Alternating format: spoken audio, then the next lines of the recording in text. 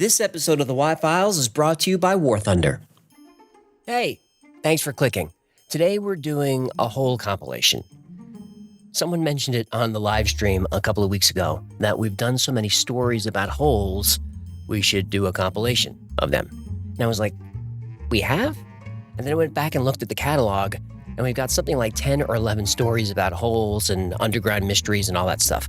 So we're not going to do all of them, but I picked 6 or 7 of my favorites. And really the only way to kick off a good hole compilation is with the classic Mels Hole. +15+00. I have no idea. He was supposed to be here hours ago. Yeah, copy that, IT. I got signal lock and running 5x5. Hello, we're supposed to shoot today. Yo, I'm shooting today, just not in the studio. My warfare proficiency metrics have fallen below standards, so I've been reassigned for combat readiness recertification. Reassigned where? Well, present location coordinates are classified. All I can say is, I've been detailed aboard a top-secret, nuclear-powered vessel engaged in high-tempo, full-spectrum maritime readiness drill. I didn't know you were in the Navy. Oh, you didn't notice how comfortable I am with seamen? Really? I know that one was too easy. Anyway, our evolutions currently include live fire gunnery exercises, maneuvers at flank, and CQB drills to ensure I remain primed for any kinetic engagement. Let me guess. Today's sponsor. War Thunder, baby! War Thunder is the ultimate vehicle combat game. Free to play on PC, PlayStation, Xbox, and now on iOS and Android. The mobile version offers intuitive controls, stunning graphics, and massive multiplayer warfare with battles across land, sea, and air. In War Thunder, you're not just a player, you're a commander. Choose among over 2,500 vehicles from 10 nations, tanks, planes, helicopters, and ships, from 1920s biplanes to today's advanced fighter jets and tanks. Each vehicle is crafted with realistic graphics and sound to make you feel truly in the action. I could practically smell the diesel and cordite. And it's more than just visuals. Each vehicle has a realistic damage model with individual parts like engines, fuel tanks, and weapons vulnerable to damage. Armor, shells, and missiles all behave like they would in real life. With 3 modes, arcade for quick action, realistic for a balanced challenge, and simulator for the ultimate test, War Thunder has a play style for everyone.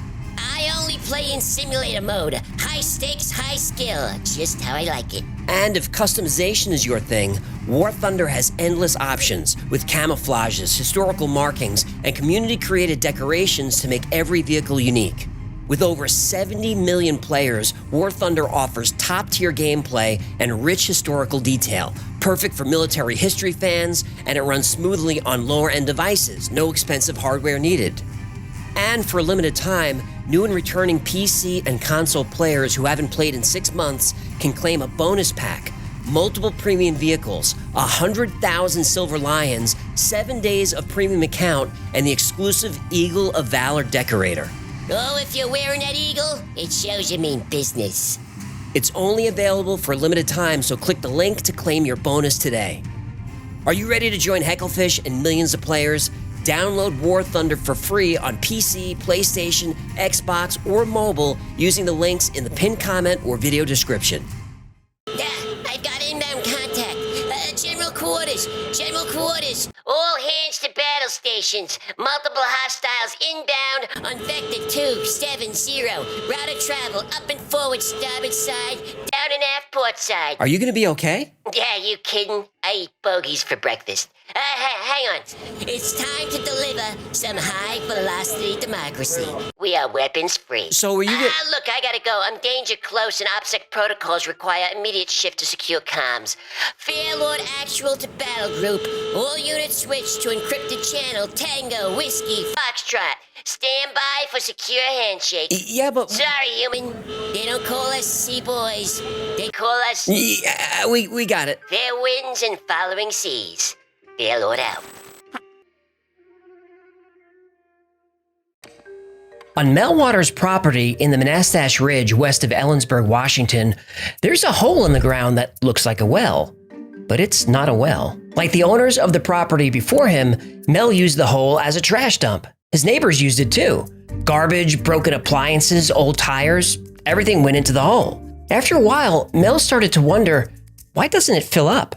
And then he started to notice other strange things about the hole. His dogs wouldn't go near it. It caused his radio to pick up strange signals, and it didn't seem to have a bottom. Mel's curiosity became an obsession. Well, let's see if we can get to the bottom of Mels Hole.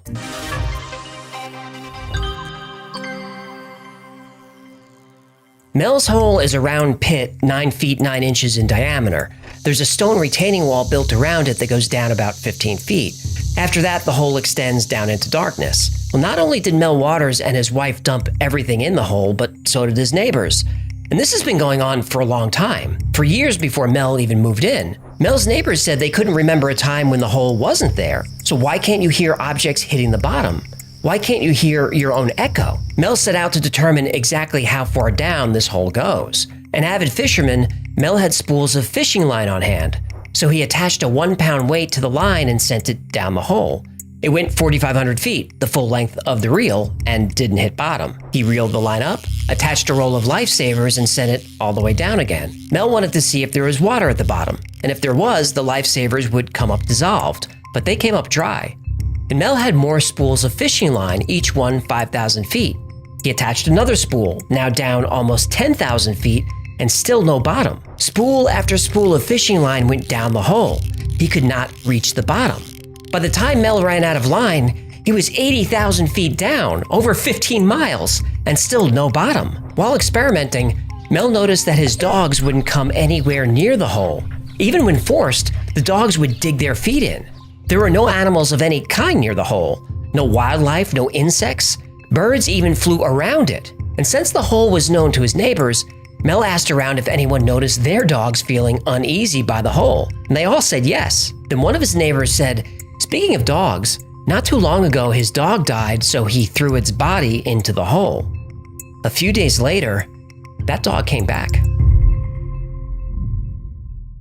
After Mel's neighbor threw his dead dog into the hole... Why? Just why? I don't know. You can't bury it. I really don't know. Sometimes humans are very disappointing. They certainly can be. Anyway, a couple of days after disposing of his dog's body down the hole, he saw it running through a wooded area near the property. Now, he knew it was his dog because it was wearing the same collar, but for some reason, the dog didn't come when he called. And the dog acted like he didn't know his owner at all. Ooh, maybe it's a version of his dog from another dimension. Well, that's definitely a theory. And as the weird stories piled up and the fishing line kept going down, Mel was at a loss. He was out of his depth. Right. Mel needed help figuring out exactly what this hole was. And in 1997, there's only one place to discuss the strange and mysterious and be taken seriously. Coast to Coast AM with Art Bell. From the high desert and the great American Southwest, I bid you all good evening and or good morning wherever you may be across this great land of ours. Coast to Coast was on hundreds of stations around the world and had 10 million listeners. If anyone could help Mel, it was Art Bell and his audience. Mel sent Art a message on February 21st, 1997.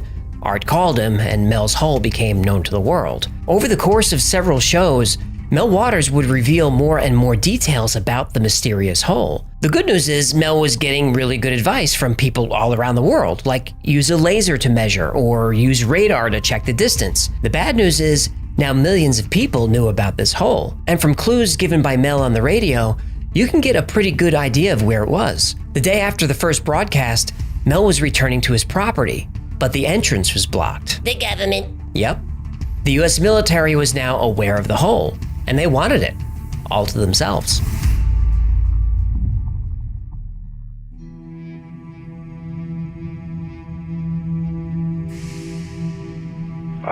After the show on Friday night, I went out there and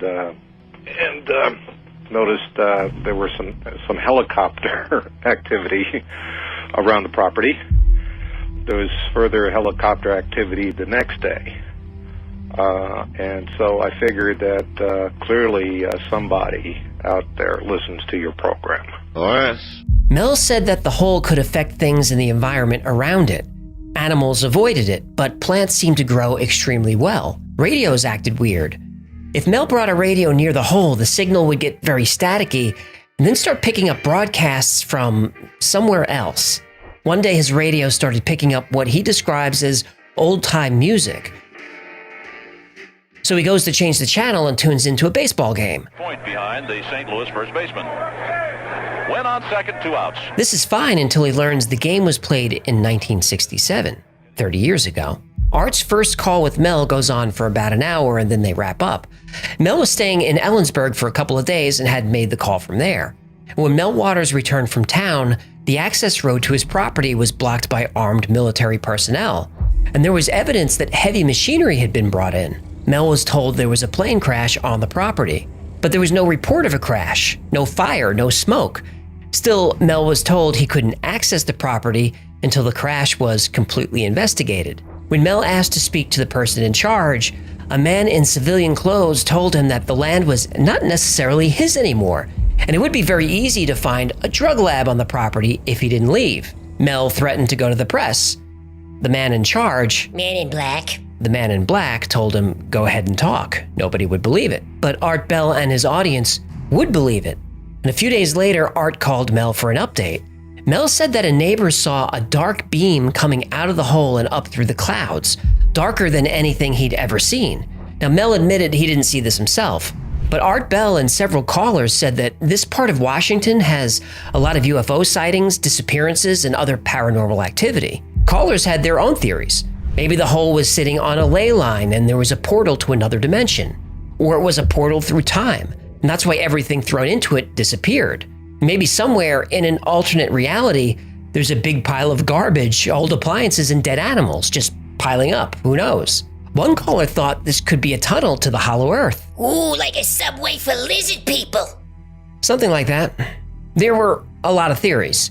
And since Mel couldn't access his property anymore, he talked to other locals trying to get more information. An elderly neighbor said that many years ago, there was a series of stone columns around the hole. Like Stonehenge? Right, but without the cross beams, which are called lintels. Lentils? Lintels. What'd I say? Someone from the audience reminded Mel that calling into the show is a big mistake because obviously the government is listening. So the show ends and Mel agrees to come back for an update. On the day Mel is scheduled to reappear, he's a no-show and not picking up his phone.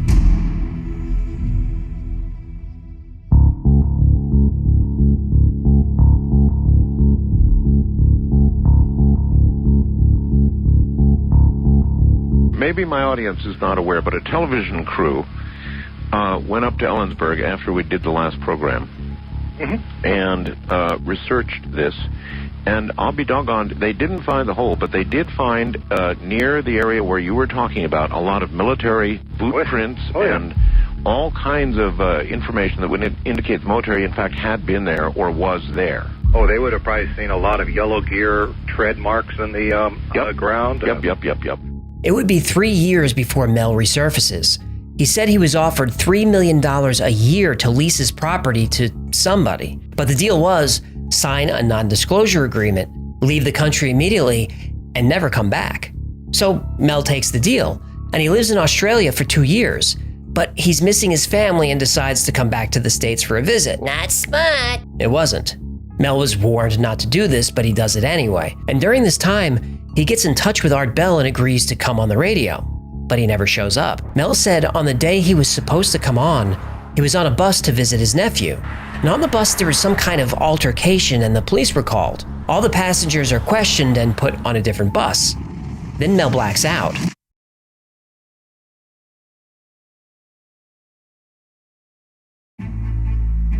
And the next thing he remembers is that he's in San Francisco and 12 days have passed. Mel woke up in an alley. His wallet and keys were missing. He realizes his arm hurts. He rolls up his sleeve and there are needle holes and tape marks from an IV. And as he becomes more lucid, he tastes blood in his mouth. His back teeth are missing. Whoa. Mel never makes it back to the property. There was legal action taken against him for illegal construction. Power lines, septic tanks, paved roads. Of course, he didn't build these. The government had occupied the property for 2 years. Still, Mel lost everything. And a day or two after calling into Art's show, his bank account was emptied. Now, to be fair, plenty of people are calling in saying that this is all a hoax, but Art Bell is the master. Hoax or not, it's a great story, so he lets Mel continue. But Art does say that a TV crew was in the area looking for the hole. They didn't find it, but they did find evidence of a lot of military activity, and the no-fly zone has been mysteriously expanded to cover the area. In fact, TerraServer, which was a mapping site before Google Earth, showed that the whole area was blacked out, and this was confirmed. Skeptical callers said that Mel could have found the blacked out part of the map and pretended his property was there. The problem with that is, TerraServer launched 6 months after Mel made the first phone call. He couldn't have known. Soon we learned that a Native American tribe had contacted Mel and asked him if he wanted to come to Nevada and help them research. Research what? Another bottomless hole.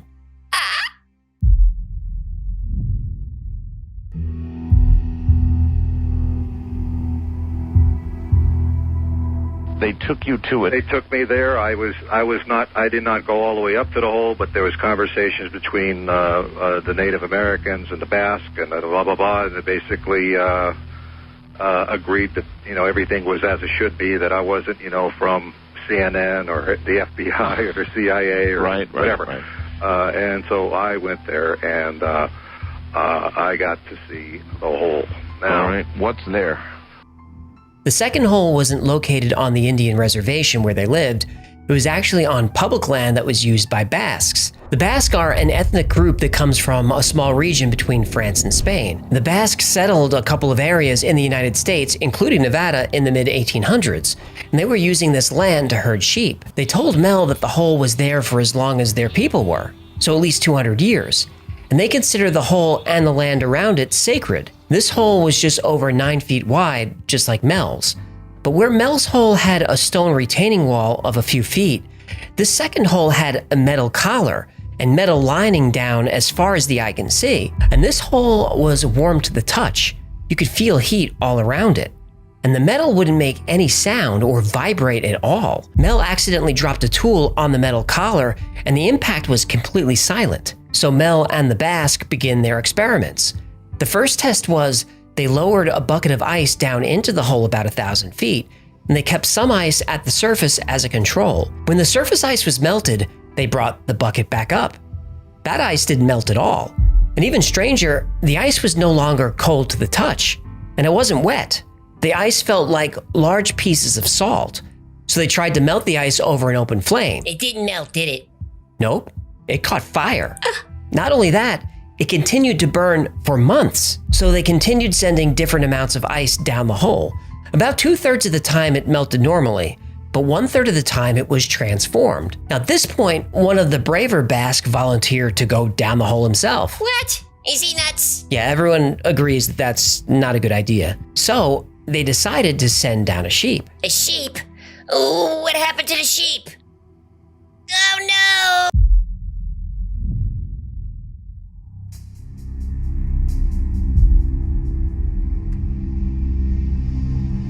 well, I just felt I was in the presence of something extraordinary, something beyond extraordinary, something like in that category of having a religious thing. This was just such a stunning thing to witness. The sheep did not want to go in the hole. The closer it got, the more it tried to kick its way out of its crate.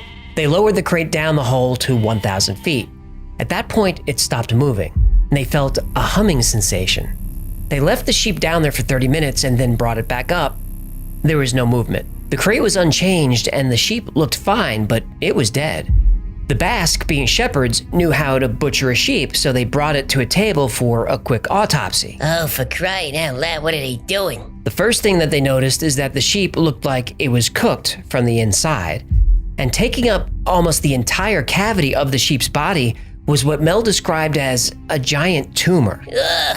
Then the tumor starts moving. What in the is going on with this story? Oh! Yeah, I'm sorry, this is intense. Then they cut the tumor open. No. Inside the tumor is what Mel describes as a fetal seal. Wait. Did you just say a fetal seal? Yeah, like a baby seal.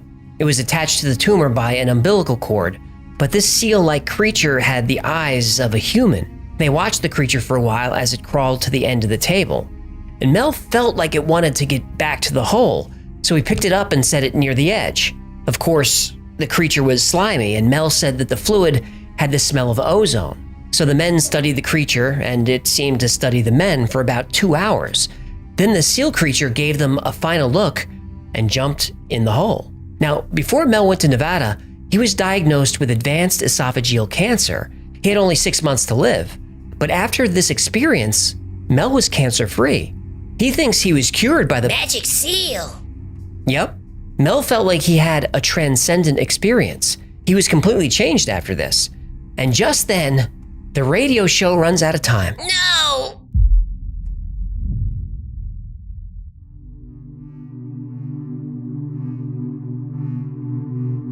Across from me over here is the actual roadway into Mels Hole. Don't go up that road. Up there a ways is a fence. But you get across that fence, you're in a deep bunch of trouble. It might be that you simply disappear, period.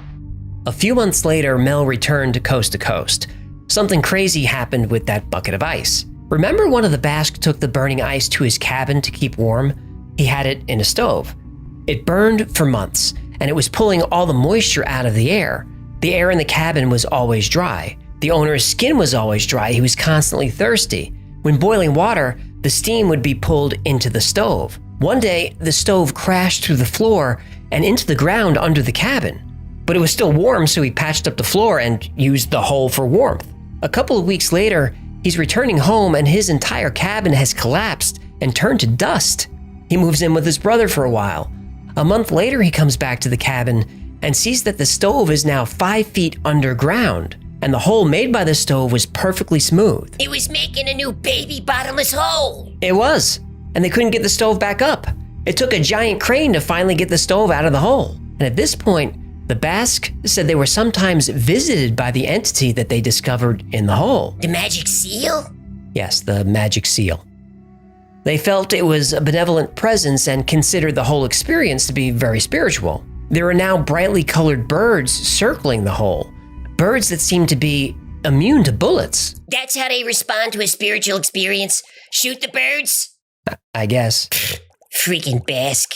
The Basque even believe the magic seal is communicating with them over the radio using a system of beeps and clicks as language which they can understand. The creature warns the Basque that the ice is dangerous and can't fall into the wrong hands and would lead to the destruction of the planet. Art asks if there's a recording of this language. There is. The Basque recorded everything. For the next hour, a few more theories are considered, and Art finally gets Mel to agree to come back on the show. But this time, he would bring the recording, photos, video, and everything he can get his hands on. Mel agrees to go back to Nevada and gather all the evidence. He hangs up, and the show ends. Mel is never heard from again. He doesn't respond to Art's calls, and eventually the line is disconnected. So after 5 years, the story of Mels Hole finally comes to an end. But it left so many questions. There are a lot of Art Bell highlights, and Mels Hole is right near the top. So how much of the story can we confirm? First, the location of the hole. TerraServer did black out that part of Washington, but on Google Earth it showed back up. But if the military really had taken over the property, they would have covered up the hole. People have been searching for it for years, and of the many locations I found, there was one that was really compelling. This is the Google map. Someone actually went to the location to see what was there. These are the pictures. During one of his phone calls, Mel said there were 2 old buildings on the property, and one of them eventually collapsed under snow. This fits the description pretty well. And also on the property is this.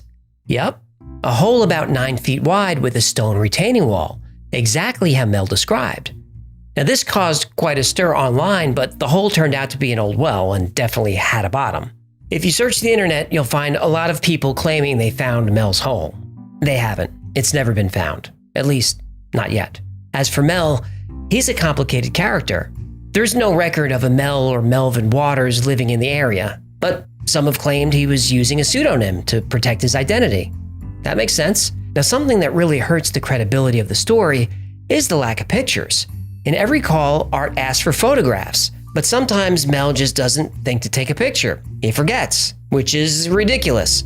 Another time he says cameras don't work near the hole because of interference. Or he does have pictures and recordings, but they're not handy, so he'll send them when he can. But in Mel's defense, he never plugs anything. Even if this is a hoax, he could have made a fortune selling t-shirts, books, phony photographs, anything. People would buy that stuff just because it's cool. I would buy a Mels Hole t-shirt. I went to Mels Hole, and all I got was this magic seal fetus. Yeah, that part of the story was pretty wild. And that's a common argument, that Mel's story got crazier and crazier, and eventually he just couldn't keep up with it, so he bailed on the hoax. But he was pretty consistent with the facts over 5 years. And Art Bell tried many, many times to trip him up, and he couldn't do it. Now, the hole itself just isn't geologically possible. A hole many miles deep would be unstable and collapse in on itself. Unless it was a bottomless hole to another dimension. Right, unless it's that. But I don't think we'll ever know. Mels Hole has many believers, but I don't think Art Bell was one of them. But Art was an entertainer, and this is the type of story that his listeners loved. It's a legend that people still talk about 30 years later. But for me in this channel, this was a masterclass on how to present an urban legend. Let the story breathe, but still challenge the specifics. Explore the mystery, but keep it grounded. Be critical, but compassionate. I try to approach topics this way, but very few others do. A channel that tells mysterious stories without giving all the facts will get more clicks, and it will get more subscribers. But that's a shame because it's dishonest and you deserve better. We all do. I think that episode still holds up, and they don't all hold up. That was episode 73, and what year? Yeah.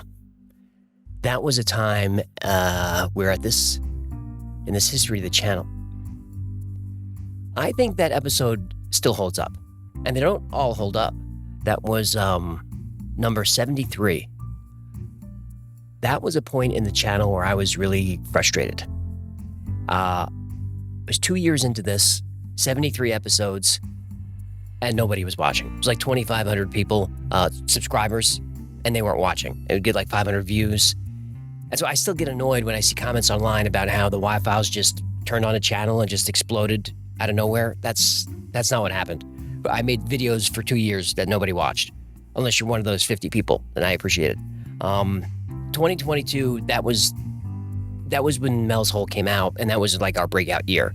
2022 was our breakout year.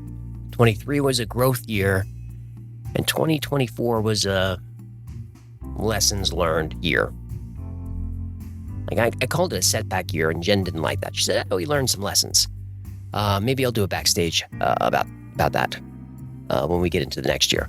Anyway, next up on our whole compilation is episode 122, Finding Agartha, the search for the hidden city in the center of the earth. This is a long episode. Hope you stick around. +15+00. Cultures around the world have myths that speak of a mysterious underground kingdom that exists deep within the earth, hidden away from the primitive and violent surface dwellers, which is us. Picture a society untouched by time, unscathed by war, and unaffected by natural disasters. A culture thriving in the vast open spaces inside the earth. Throughout history, many have looked for physical evidence of its existence, tempted by stories of a peaceful but powerful subterranean civilization with advanced technology and ancient knowledge long forgotten by modern man. This is the story of the underground kingdom of Agartha, and the explorers who've said that not only is it a real place, but they know where it is.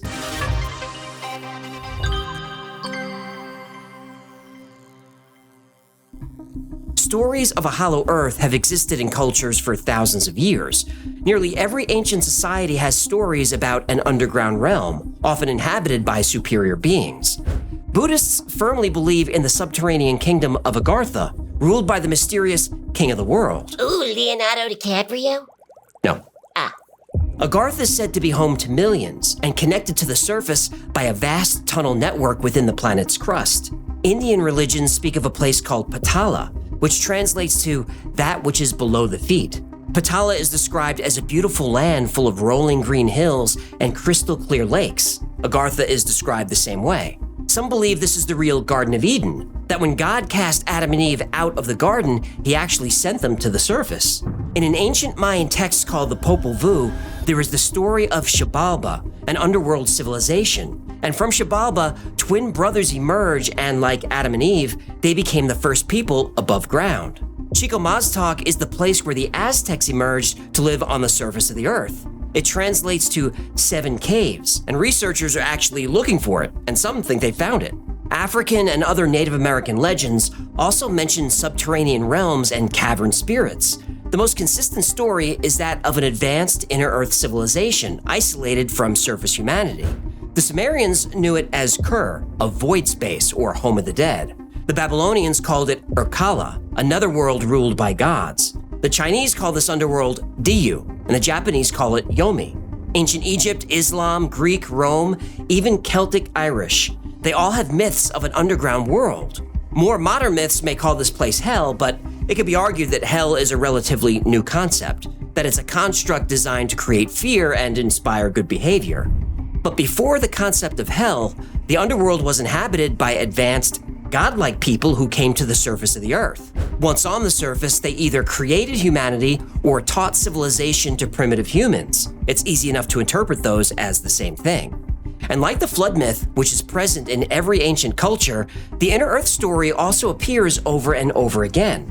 Recent discoveries are starting to point to the fact that a great flood did really happen. So when cultures from all over the world share the same myth, we have to start looking at all those myths as maybe more than just a story. Those myths may be referring to actual history. But to prove the existence of Agartha, an underground civilization, and the Hollow Earth, we'll need more than stories. We need scientific evidence and eyewitness testimony. Fortunately, we have both.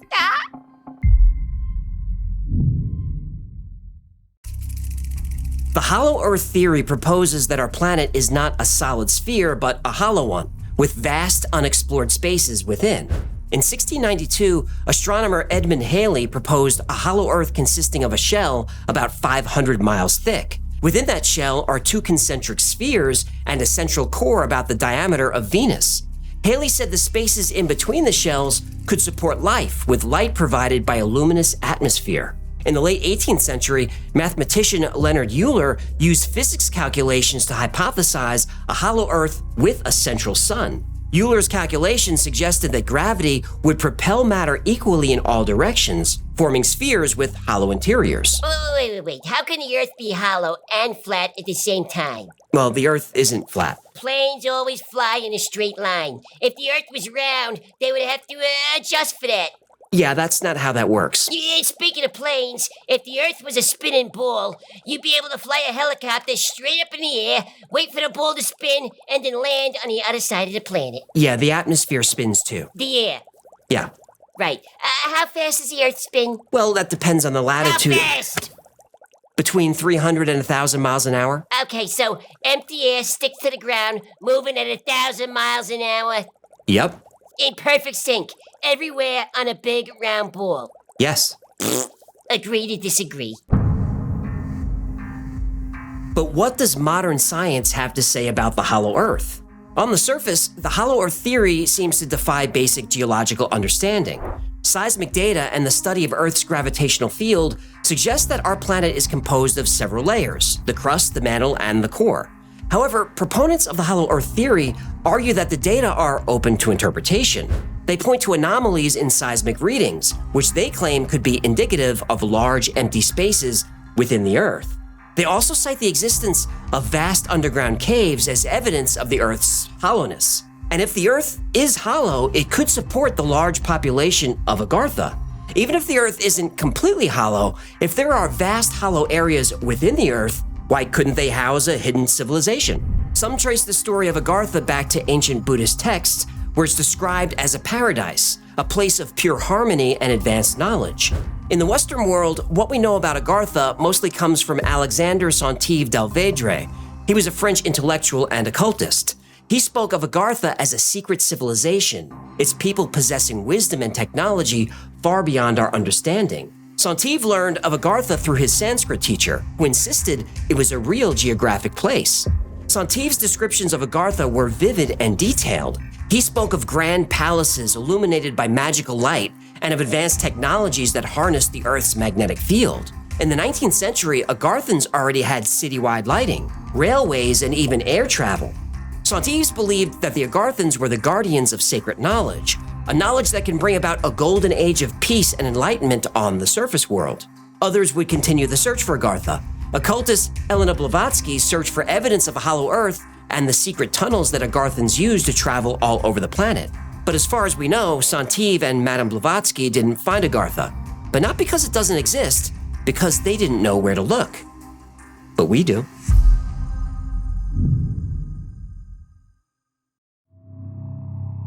The reason Edmund Halley started exploring the idea that the Earth was hollow was because of strange compass readings in the Atlantic. He believed that the aurora borealis resulted from gases escaping from the inner spheres inside the Earth. This suggested there were entrances at the North and South Pole, and once inside, you can navigate the inner shells through vast cave and tunnel systems. The hollow Earth theory fell out of favor for a while but gained new life in 1818. American John Sims launched the notorious Mels Hole theory. He declared that the Earth was hollow and habitable.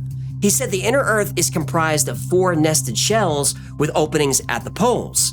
And Sims dedicated much of his life to promoting this theory by trying to put together a polar expedition, though that never happened. In 1829, Norwegian fisherman Olaf Jansen claimed that he and his father sailed through a polar opening and into the planet's interior. There they spent 2 years among a race of giants before exiting through the South Pole. His story is documented in the book The Smoky God by Willis George Emerson, which is a fun read. But probably the most famous and detailed account of the world inside the Earth comes from Admiral Richard E. Byrd.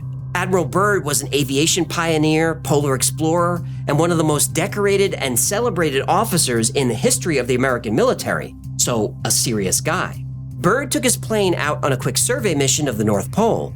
As he was flying over ice and snow, he noticed the sunlight changed. Then it got warmer. A few minutes later, he was flying over fields of green grass and forests and rivers. He even saw a woolly mammoth grazing in one of those fields. Then he no longer had control of his plane, and suddenly 2 craft came up beside him. Off our port and starboard wings are a strange type of aircraft. They are closing rapidly alongside. They are disc-shaped and have a radiant quality to them. They are close enough now to see the markings on them. It is a type of swastika. This is fantastic. Where are we? What has happened? I tug at the controls again. They will not respond. We are caught in an invisible vice grip of some type. Admiral Byrd lands and is escorted by tall, blonde men to an underground city. There, the Admiral meets someone called the Master. Now, I linked to an episode where I go into a lot of detail about what Admiral Byrd found, so check that out if you want to learn more.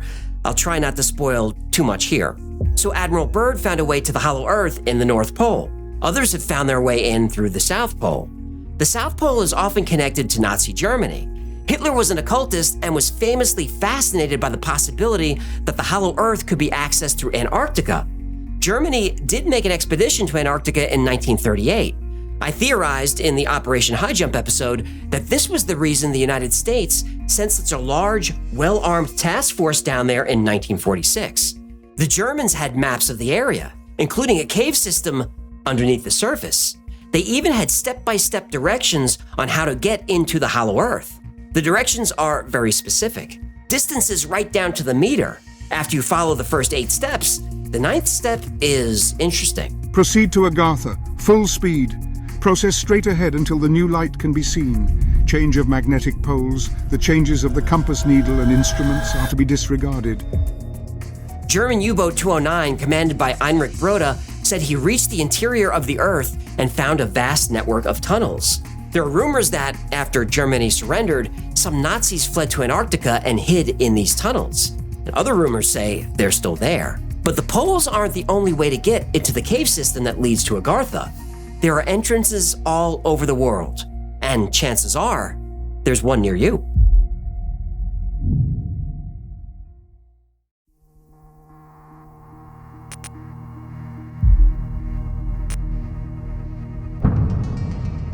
The planetary grid system is a network of energy lines crisscrossing the planet. These lines are said to influence everything from ancient monument placement to the patterns of animal migration. The idea of a planetary grid goes back to the ancient Greeks, who believed in a concept called amphelos, the Earth's central point.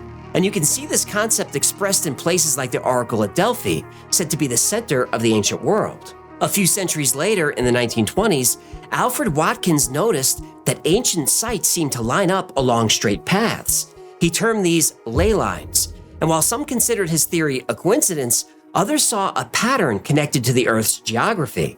More recently, the unified vector geometry theory was proposed by Buckminster Fuller and later developed by scientists like William Becker and Beth Higgins. According to this theory, the Earth is covered by an invisible grid formed by 120 identical triangles. This grid supposedly aligns with significant geographical and historical points across the globe. Take the Great Pyramid of Giza. According to the unified vector geometry theory, it isn't randomly placed, but occupies a crucial point on this global energy grid. The same applies to other ancient landmarks like Stonehenge and Machu Picchu, the Nazca Lines, and even the Bermuda Triangle. In addition to the North and South Poles, entrances to the Kingdom of Agartha are also found on some of these planetary grid points. Let's take a quick trip around the world and look for a way in.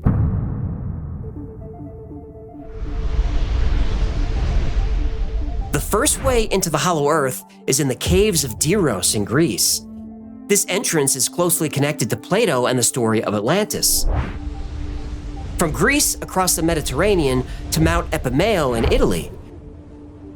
For centuries, this has been called a portal to the inner Earth. Now going south across the Mediterranean is the Pyramid of Giza. Giza doesn't seem like it would have access to the Hollow Earth, but we now know that underneath the pyramids is a vast cave system, underground rivers, reservoirs, and tunnels. With modern technology like ground-penetrating radar, new caverns and chambers are discovered all the time. Another entrance to the Earth is said to be within King Solomon's mines. Solomon, a king of Israel and son of King David, was known for his wisdom, power, and his personal fortune, described as one of the largest on Earth. King Solomon's mines became known to the world because of the famous novel featuring the character Allan Quatermain, an adventurer you might remember from the movie The League of Extraordinary Gentlemen. Quatermain was played by Sean Connery.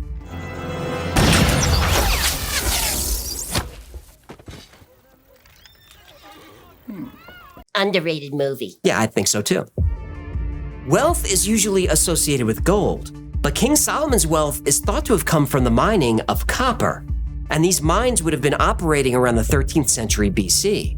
Now, even though the legend of King Solomon's mines comes from a fictional novel, treasure hunters believe this is a real place and have been searching for it for a long time. In 2008, there might have been a breakthrough. An ancient mining city was discovered in Khirbat el Nahas in Jordan. There, archaeologists discovered a copper mine and a copper smelting camp, which seemed to be operational in the 13th century BC. The team also found a lot of personal items, including clothing, ceramics, fabric, even tools, all indicating a highly developed, long-term settlement at the site. And these objects have been dated to the same period as King Solomon's mines. The next entrance is said to be in Rama, India, where an ancient subterranean city was recently discovered. Tibet is home to many stories about Hollow Earth, so it's not surprising that there are entrances underneath the Himalayas. One of these is in the underground city of Shonshe, which, according to legend, has been guarded by monks for thousands of years. But there are entrances to the inner Earth in the west too.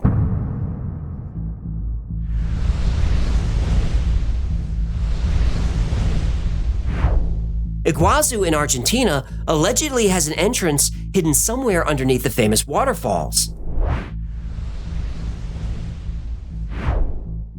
Underneath Mato Grosso in Brazil is said to be the city of Posid, which was built by Atlanteans after the destruction of Atlantis. Even the United States has gateways to the Hollow Earth. Mammoth Cave in Kentucky has been known as an entrance since the first native tribes arrived there thousands of years ago. The most famous entrance to the Hollow Earth in the United States is probably Mount Shasta. It's here where the city of Telos is said to have been built and is still occupied. And there is a lot of evidence that something is happening there. I linked to an episode we did where we called Mount Shasta the most paranormal place on Earth, and it absolutely is. And these are just a few entrances to the Kingdom of Agartha in North America, There are others in Arkansas, California, and other states, and several locations in Canada. Even the site of the secret underground base in Dulce, New Mexico, was said to be chosen because of its proximity to an entrance to the inner Earth. And we did an episode on Dulce Base as well. And you might have noticed that a lot of alleged entrances to the Hollow Earth coincide with locations famous for UFO sightings. And this might not be a coincidence. Whenever someone mentions a UFO, our instinct is to look up toward the sky, to space. Turns out, we might be looking in the wrong direction. When we think of UFOs, we think of extraterrestrials from a distant star. And that could be true. But there's also the theory that UFOs aren't coming from a different planet, but from inside our planet.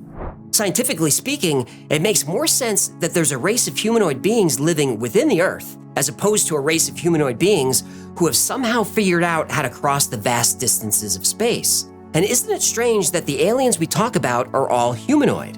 Whether they're the small grays, the tall whites, or even the goblin-type aliens, they all kind of look like us. 2 eyes, nose, mouth, 2 legs with feet and toes, 2 arms with hands and fingers. Even the size of the beings is close to the size of humans. Now, maybe all intelligent life in the universe evolves this way, but I would expect life in different biomes, in different ecosystems, on different planets, light years away, to look radically different than humans. But they don't. So it's possible that they're from here, just in places we can't normally see. We see a lot of UFOs coming out of the ocean, but we haven't found any type of base, at least not a confirmed sighting.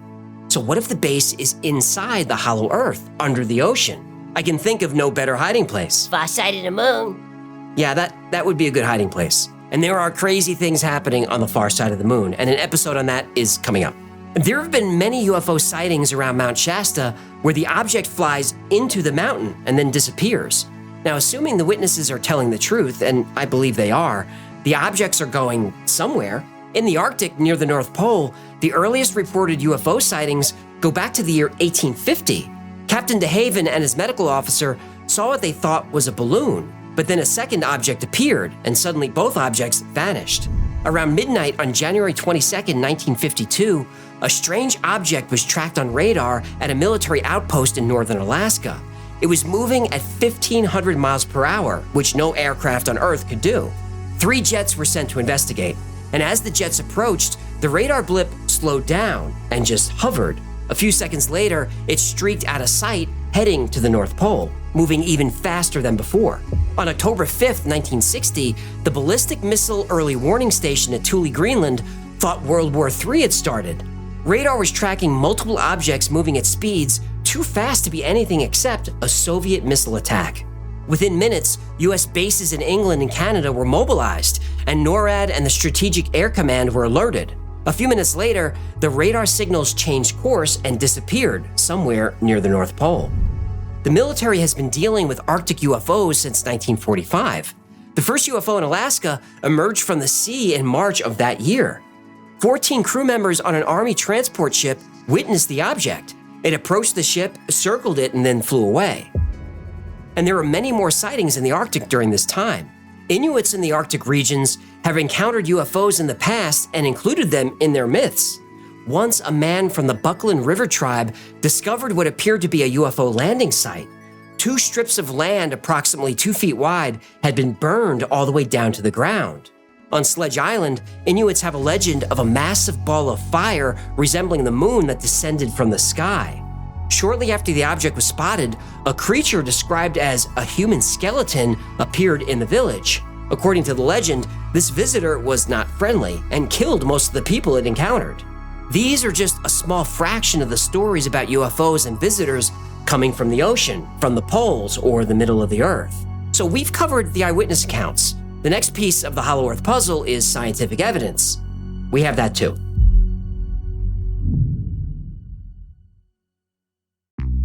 The Kola Super Deep Borehole was just 9 inches in diameter, and at 40,230 feet, it's the deepest hole on Earth. It took almost 20 years to reach its depth of 7.5 miles. Mels Hole is deeper than that. Well, that's true, but that's another episode. They pulled some crazy stuff out of Mels Hole.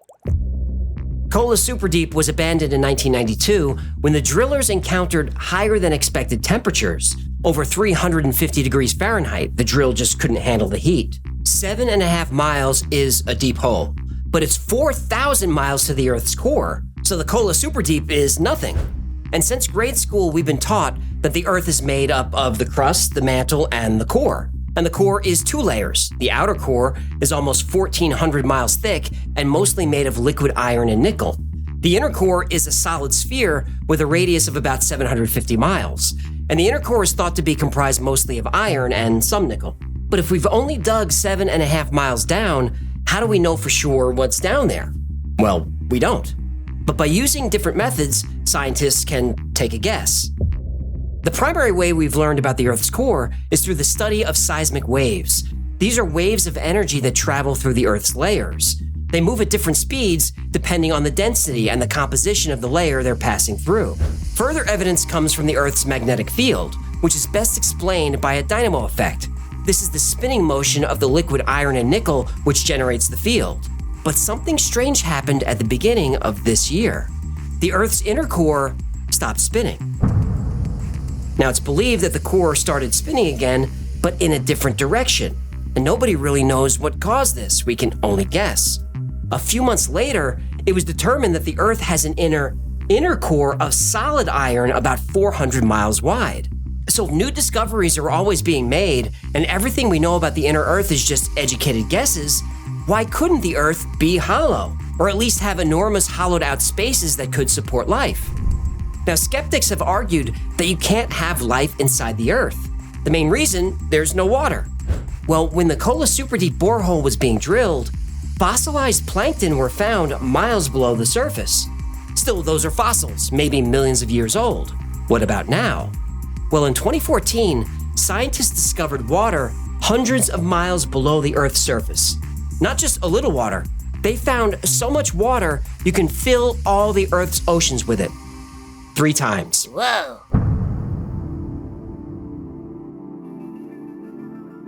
Most of the Earth's water is not on the surface, it's inside. This water exists between 250 and 410 miles under the surface in an area called a transition zone, a buffer layer that separates the upper from the lower mantle. Now, if there's water down there, I wonder what else could be down there. Well, in 2019, geologists from Princeton University published a study that surprised everyone.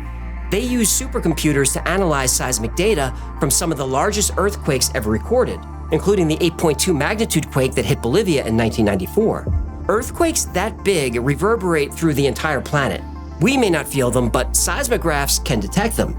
Analysis showed that beneath the surface of the Earth are vast plains and mountains taller than the Himalayas, all deep within the Earth.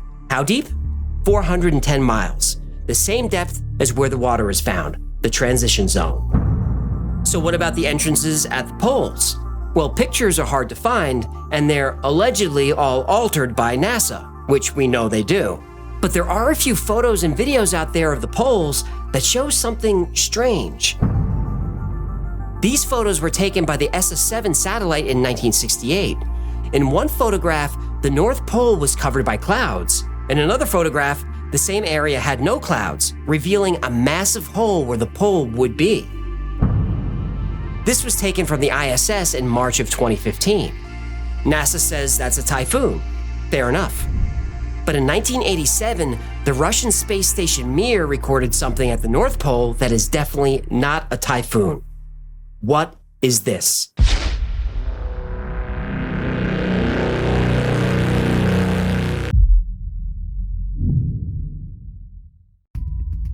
The hollow Earth theory has been around for centuries. At one point in history, it was the mainstream scientific view. But is there really evidence to support the hollow Earth theory? Well, yes and no. Modern hollow Earth theory always starts with Edmund Halley. He's a famous astronomer, which gives the theory some legitimacy. Halley put forth the idea because he couldn't explain why magnetic poles were moving. He figured there were shells inside the Earth that moved independently of each other. And he was almost right. During Halley's time, it wasn't yet known that the Earth's core spins, which creates the magnetic field. But he was correct that sections of the inner Earth can move independently of each other, including the core, as we only recently discovered. Mathematician Leonard Euler gets credit for pushing the hollow earth theory in the 18th century. Now, I'm not sure how he became attached to the theory. There's no evidence he ever said anything about it. And the concept of Agartha as a legendary subterranean world was first mentioned in the late 19th century. French occultist and esoteric writer Alexandre Saint-Yves introduced the idea in a book he published in 1885. And according to his writing, Agartha was a place of ancient wisdom and spiritual enlightenment, but he never found actual hard evidence that it was a real place. He actually never looked. The idea caught on with other occultists and theosophists like Madame Blavatsky, but the only evidence they provide of the hollow earth comes from visions and telepathic communication, and I'll leave it to you to determine if that's proof enough. Most modern hollow earth myths come from the Jules Verne novel Journey to the Center of the Earth. When this story was published in 1864, it was a phenomenon and made Jules Verne one of the most famous authors in the world. Before there were blockbuster films, there was Jules Verne. Now, Admiral Byrd's diary describes how he flew into the hollow earth and had a meeting with an advanced race of beings who warned him about war and nuclear weapons. And this is a common theme in science fiction in the 1950s and 1960s. Admiral Byrd's story is basically the same plot as The Day the Earth Stood Still. It just takes place in Agartha. I covered Admiral Byrd's diary in the other episode. I also explain whether the diary is real or not. Spoiler alert, it's not. Now, the water found inside the Earth is real, and when the discovery was made, we were clickbaited into thinking there are these vast oceans inside the Earth. And there may be, but that's not what this discovery showed. There is a massive amount of water in the Earth's mantle, but it's trapped inside rocks and minerals. Oh, wait, rocks can hold water? Yep, lots of it. It's a process called mineral hydration. It's a good way to lock water in a dry environment. For example, the surface of the moon is covered in water. The water is just embedded in the lunar soil. So the water inside the Earth is real, just not in a way that's obvious. And the mountains inside the Earth are also real, but also not how we might think. Again, we were clickbaited into thinking there are huge open spaces underground with mountain ranges, and you can't help but picture scenes from Godzilla vs. Kong.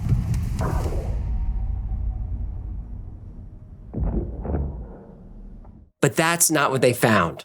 There are mountains of material that are denser than the material around them. It's still solid-ish material, just of different densities. The NASA video is a typhoon, and the video taken from Mir was a hoax, but you probably knew that. Now, it's true there aren't a lot of satellite pictures of the poles, and there is a lot of speculation about this. The truth is, there aren't a lot of satellites there. It's not worth taking a lot of photographs of the poles because not much changes, and photos that are almost pure white are hard to analyze. Now, there are a couple of satellites in polar orbit that measure how much the ice caps are melting. They're not.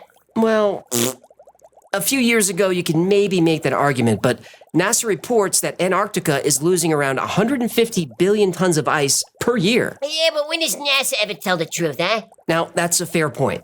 But just last week, it was reported that Antarctica is experiencing a 6 Sigma event, which happens every 7.5 million years. Oh, this sounds bad. Well, it ain't good, but assuming we're not all underwater, I'll get into that in a future episode.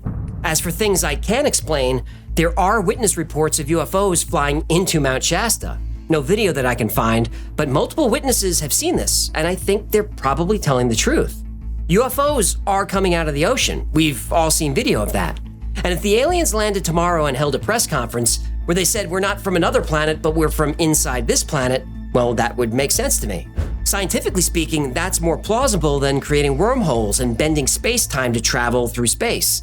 But until the aliens announce themselves, or until our government starts telling the truth, we're just not going to know for sure. And there are many, many interesting stories about the hollow earth, and there's no way to cover them in one episode, so keep an eye out for more on this topic. Now, it's true we can't prove the earth is hollow. It's also true we can't prove it's not.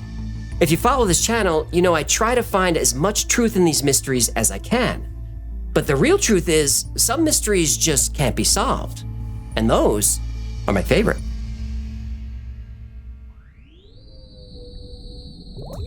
I say it over and over. I try to be very honest because I get lots of things wrong. So someone sent in Agartha. That was the request. And I had no idea what it was.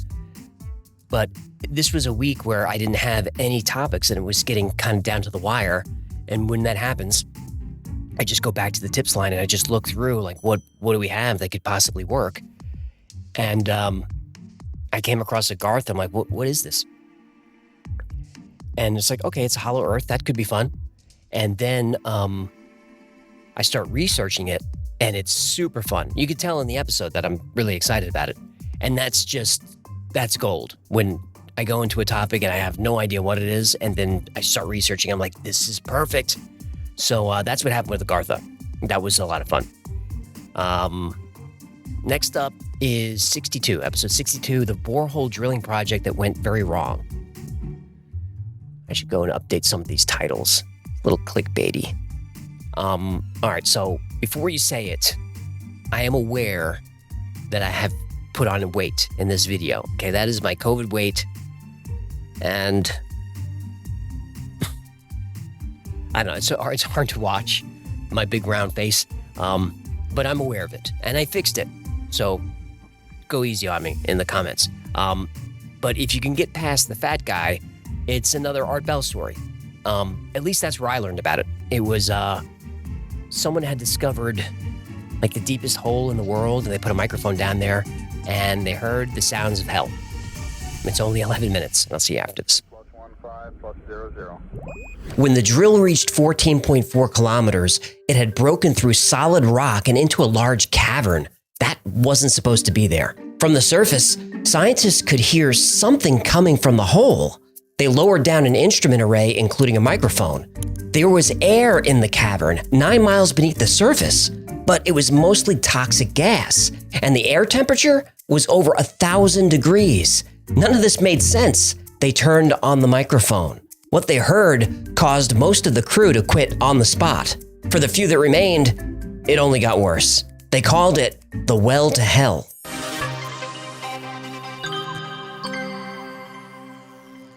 When the Allies won the Second World War, they quickly scrambled to claim their share of the Nazi resources. Gold, weapons, and oil were highly prized, but no resource was as valuable as the Nazi scientific community. The United States launched Operation Paperclip, which brought over 1,600 Nazi scientists, engineers, and technicians to the U.S. for government employment. The Soviets had Operation Osaviekim, where over 2,500 scientists were recruited by the Soviet Union.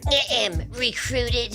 Abducted. Thank you. This influx of talent kicked off a scientific rivalry that would last the next half-century. Nuclear technology was, of course, a priority for weapons and for energy. The most high-profile competition was the space race. The Soviets were the first to launch a satellite into orbit, the first to land an object on the moon, the first to put a human in orbit, and the first spacewalk. The United States had its own list of firsts, the big one being the first man on the moon. Faked. Not this again. No impact crater. The shadows don't line up. Pictures use the same backdrop. You can't get through the Van Allen radiation belt. You want more? I can't do this today. If you think the moon landing was real, I have a few NFTs to sell you. Okay, whether the moon landing was real or fake, Fake. These achievements pushed both countries to explore further and higher than ever before. It also pushed them to explore deeper, a new competition, the race to the center of the Earth. The American program was called Project Mels Hole. The first borehole was drilled in the Pacific Ocean off the coast of Mexico in 1961. But the program suffered from poor management and lack of funding. The Russian drilling program was more focused. They chose a location on the Kola Peninsula for their hole. The Kola Super Deep Borehole penetrated 1/3 of the way through the Earth's crust, over 12 kilometers down. And these are the public projects. The Soviets also had a secret drilling project. The world finally learned about it when a whistleblower came forward in 1989. He claimed that buried deep beneath the Earth was hell. Actual hell? Actual hell. He said the Russians accidentally discovered it deep beneath Siberia, and he said there was proof. To those who discounted the Siberia sounds from Hell's story, it is true, and I, for one, wish it wasn't. In 1989, Dr. Dmitry Ozakov and a group of scientists were working on a borehole drilling project in Siberia. When the drill reached 14.4 kilometers, or 9 miles deep, the drill bit started rotating wildly. It had somehow broken through solid rock and into a hollow area under the Earth's crust. This cavity wasn't supposed to be there. When the drill returned to the surface, it was literally glowing red hot. This also was unexpected. The temperatures at these depths should be about 100 degrees, 150 degrees at most. Instruments were reading temperatures of over 1100 degrees. Dr. Agartha said, "It seems like an inferno is in the center of the Earth." The next discovery, according to Dr. Agartha, was the most shocking and caused some people to leave the project. At the surface, they heard strange sounds coming from the hole. At first, the engineers thought it was their equipment, so they shut down all the machinery, but the sound was still there. Part of the research done at the site was recording the sound of the movement of the Earth using specialized microphones. So they lowered one of these microphones into the hole. Even though it was designed to operate at high temperatures, it overheated in just a few seconds. But a few seconds was enough to prove the sound was definitely coming from the Earth's interior, and it was unsettling. 9 miles below the surface, in a superheated cavern, they heard humans screaming in pain. Dr. Agartha is quoted as saying, "We could hear thousands, perhaps millions, in the background of suffering souls screaming. Hopefully, that which is down there will stay there." Agartha believed they drilled into hell itself. Half of the scientists immediately quit. Those who stayed at the job site were in for more of a shock. Later that night, a plume of gas burst out of the borehole and took the shape of a large bat or winged demon.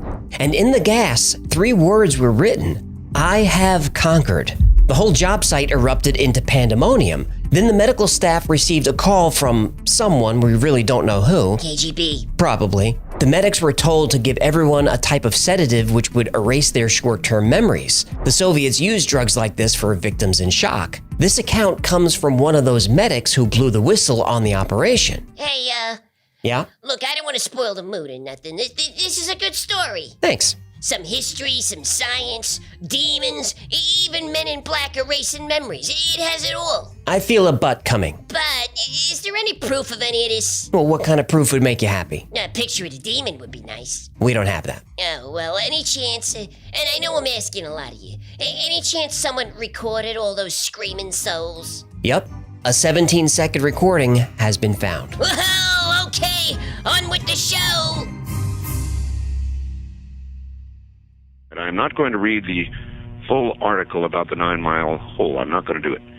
I'm just going to read the email that I got last night, along with what I received. This horrendous sound. Now, I've got a clean copy of it now, and I warn you, this could scare you. The story of the Russian well to hell circulated for years. And even though it was reported by a few major news sources who claimed it was real, nobody had actually heard the audio. Without evidence, it's pretty easy to dismiss this story as nothing more than an urban legend. But in 1998, Art Bell, host of the Coast to Coast AM radio show, received an email. The email said that there is an effort to discredit the story, but it's definitely true. His uncle had a friend at the BBC who had a copy of the recording. He attached the audio to the email. After giving his listeners fair warning, he played the infamous audio that was allegedly recorded from the hole to hell. I warn you, what you are about to hear is very disturbing indeed.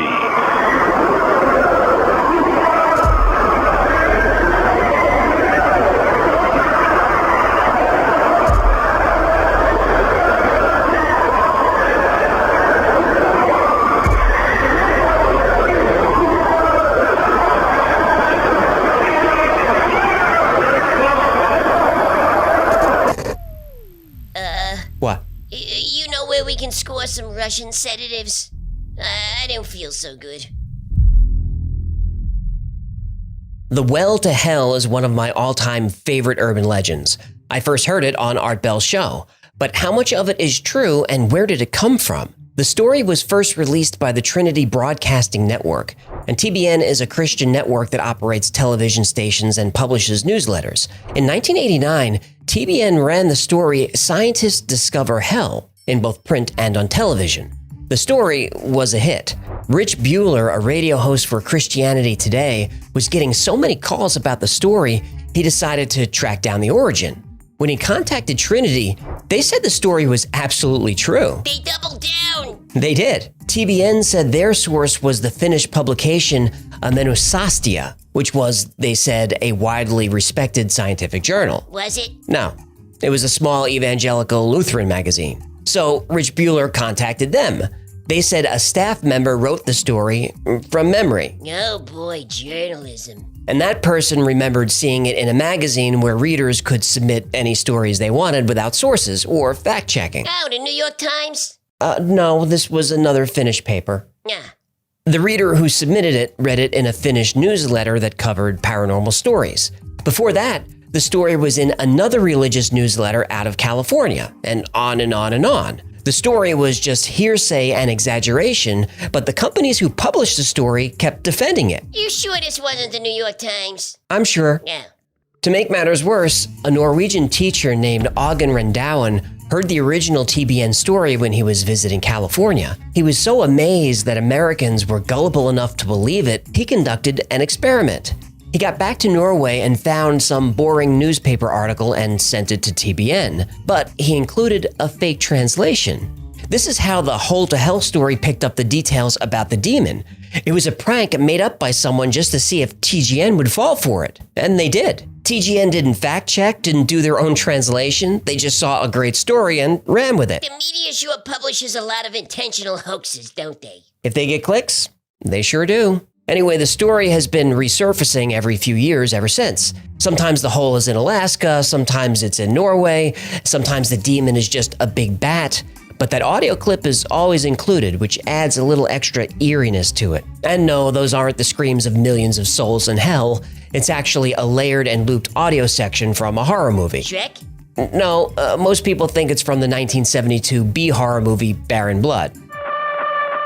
Beware of barren blood. As much as I love the Hole to Hell story, I think we can call this one debunked. These days, there aren't too many deep drilling projects still operating. As of now, the Kola Super Deep borehole in Russia is still the deepest at 12 kilometers. Kola Super Deep has made some interesting discoveries, like fossilized plankton and huge amounts of mineralized water buried deep beneath the surface. But no demons? No demons. Yeah. At least not yet. But if they keep drilling, who knows what they'll find. Yeah, I was chubby. You know, they say during COVID, you either got fit or you got fat. I opted for the latter. Look, I knew I was, not staying in shape, but it wasn't until I stepped on the scale and saw the numbers, which I won't tell you about, that I went, oh, we gotta fix that. So the weight came off fast. So how did I do that? I did 30 days where I only ate canned tuna fish. That's it. That was my meals for 30 days. And then the next 30 days, I had tuna with celery and onion for the next 30. And I think maybe 30 days after that, it was tuna with, maybe I'll add myself some mayo. But so that's how I lose weight. It take all the pleasure out of food so that just eating a meal is just energy to keep going. Because I was just getting excited for meals. That's dangerous, especially when you're not allowed out. I mean, they let you out, but I'm not going anywhere. I got to put a mask on. Anyway, let's not get into that. Next up, we got Operation Sunray. This is the story of a classified Soviet mission in Tsarichina, I think is how you say it. They were looking. The Soviet military was looking for a powerful ancient artifact they called Object Number 1. Now, they found the object, and it was ancient and powerful, but they didn't make it out with the object. Most people didn't make it out at all. This is a wild story, but it's a fun one. Check it out. In early December 1990, military vehicles and heavy machinery flooded Tsarichina, a small village in Bulgaria. Soldiers set up a perimeter as workers started digging. This was Operation Sunray. In the 11th century, Tsar Samuel of Bulgaria buried huge amounts of gold and treasure somewhere under the village. The goal of Operation Sunray was to find the treasure and return the struggling nation to glory. But that was just the cover story. Colonel Peter Kanev and a few officers knew the truth. There was no treasure. They were after something far more valuable. Object Number 1. Some said it was the lost Ark of the Covenant. Others said it was advanced alien technology that could bend space-time. Whatever it was buried deep underground near the village. Kanev thought the mission was a long shot. How was he supposed to find some object underground when nobody knew exactly what it was or where to find it? He had no idea that object number 1 knew they were coming, and it wanted to be found.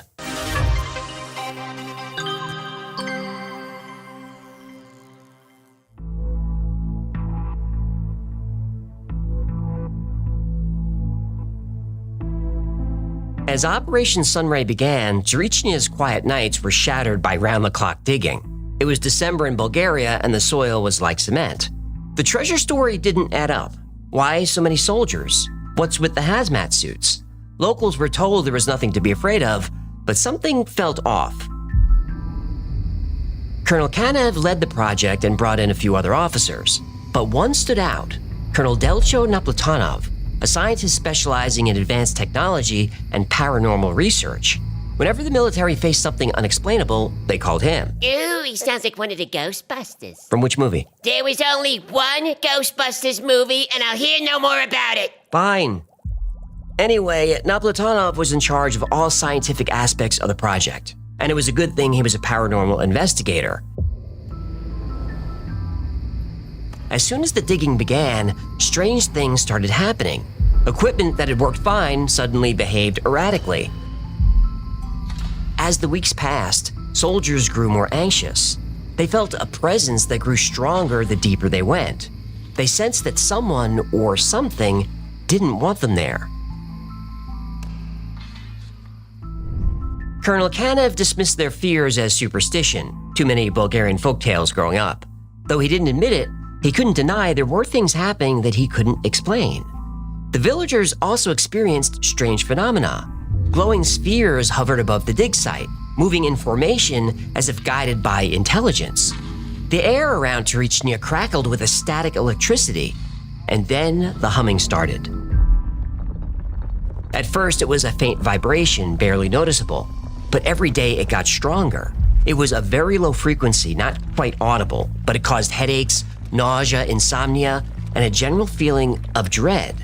People heard whispering, and they started seeing things. Shadows in the corner of their eyes, but when they turned to look, nothing was there.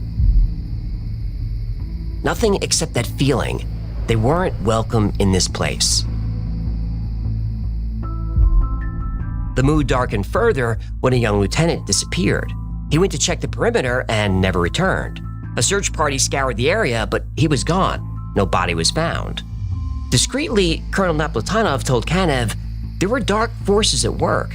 If they were going to locate object number 1, they had to take this seriously. Naplatonov was a paranormal researcher, but he was also a serious scientist and a colonel. Kanev trusted him. The situation with the soldiers, villagers, and workers was getting out of hand. Conventional methods failed. Kanev turned to an unconventional solution. He brought in psychics. One was world famous for accurate predictions. She was called the modern-day Nostradamus. When the Bulgarian military runs out of options, who are you going to call? They called Baba Vanga. Oh, they called in John Wick? You just stepped on my cliffhanger. Oh, I'm sorry, I got excited. They say Baba Vanga can kill 3 men with a f***ing pencil. No, they called John Wick Baba Yaga. Baba Vanga was a famous Bulgarian psychic. A f***ing pencil.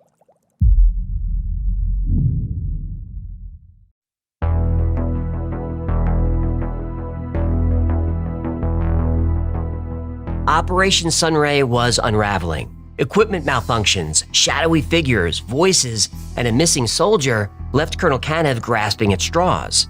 But calling in psychics just made his men more anxious. Marina Naplatonov, the colonel's daughter and a well-known psychic, arrived first. Oh, he brought in a Nepo baby, huh? No, she really was a well-known psychic. Uh-huh. Convenient that his kid gets the gig. You want to know what's in the hole or not? Her reputation was built on a series of accurate predictions about political events, including the fall of the Berlin Wall. Fine, you happy? Yes, I want to know what's in the hole. It might be a baby seal fetus or something. Please continue. As a child, Marina's visions were dismissed as an overactive imagination, until they started coming true. Now her memories came flooding back. As a girl, she had visions of this place and this very moment. She made telepathic contact with ancient entities called the Guardians. They warned her that something dangerous was buried here that should never be disturbed. Then Marina felt another presence. Older, darker. It wanted something from her. Ellie Loganova arrived next. She was in contact with an ancient being, one of the first humans on Earth.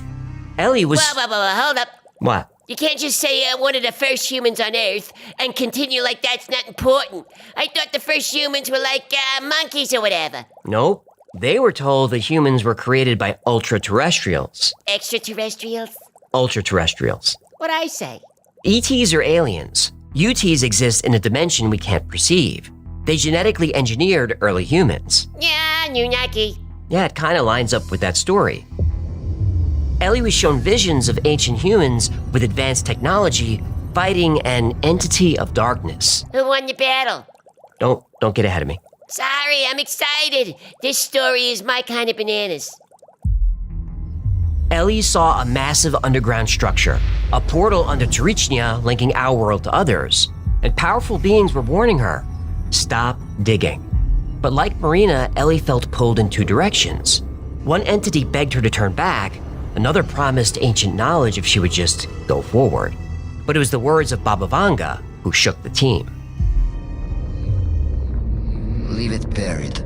The truth about the origins of humanity is a burden too heavy for mortal minds to bear. Do not seek answers to questions we were never meant to ask. There are truths that belong only to the gods. To seek them is to invite your own destruction. Man was not meant to know everything. There is wisdom in ignorance and safety in silence. Drawing Baba Vanga's attention made the soldiers feel even worse. They knew her predictions came true. Turn back now while you still can. These truths are better left forgotten, hidden deep within the earth. If you dare to uncover them, only death will follow. Several psychics, including one of the most famous in the world, was warning the team to turn back. But the colonel had a mission to accomplish. He wasn't going anywhere. But he should have listened to her, because Baba Vanga was right again.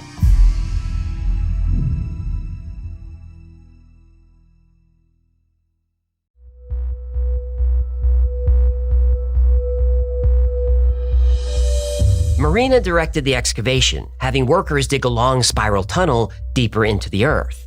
The ground seemed alive, responding to them, helping them even. Their equipment now worked perfectly. They didn't realize they were no longer in control. Marina and Ellie's visions began to synchronize.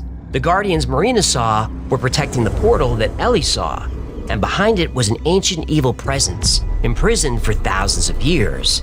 They were getting closer and they could feel it. Conflicted by warnings to stop and entities urging them forward with promises of truth, they shared their thoughts with Colonel Kanev. He didn't care about portals or aliens or interdimensional beings. He just wanted to find object number one. The soldiers were tired. They felt like Marina had them digging a giant circle, until Marina said, "Here." Ellie heard a voice say, "Do not continue. What lies beyond is not your kind." Then she had a vision of a large rectangular stone emitting a soft blue light. Find the stone, find the truth. They dug. 5 feet down, nothing. 10 feet down, still nothing. The soldiers were exhausted and skeptical, but the women insisted something was there. 15 feet, nothing. 20 feet, they hit something solid. They cleared the soil and saw a stone barrier carved perfectly smooth and was gently vibrating. Marina knew the Guardians put this barrier here for a reason, but she couldn't resist. She had to know what was behind it. But their tools were useless. They couldn't even chip the thing, and going around it wasn't an option. It seemed to cover the entire area like a shell. Or a cage. Right. Colonel Kanev said the mission had to continue. He ordered explosives. This is a terrible idea. The detonation shook the earth. Dust hung in the air for what felt like forever. But when it finally cleared, they saw they had broken through the barrier. But this only created another unsettling mystery. They'd uncovered an entrance to a dark spiral tunnel descending deep into the earth. This was not a natural formation. Its walls were smooth and polished. Steps were carved into the tunnel floor. Soldiers, workers, and officers stared in awe and terror. Marina was quiet and still. Her eyes followed the steps down, down, till they disappeared into the darkness. Without looking up, she said, "It's awake."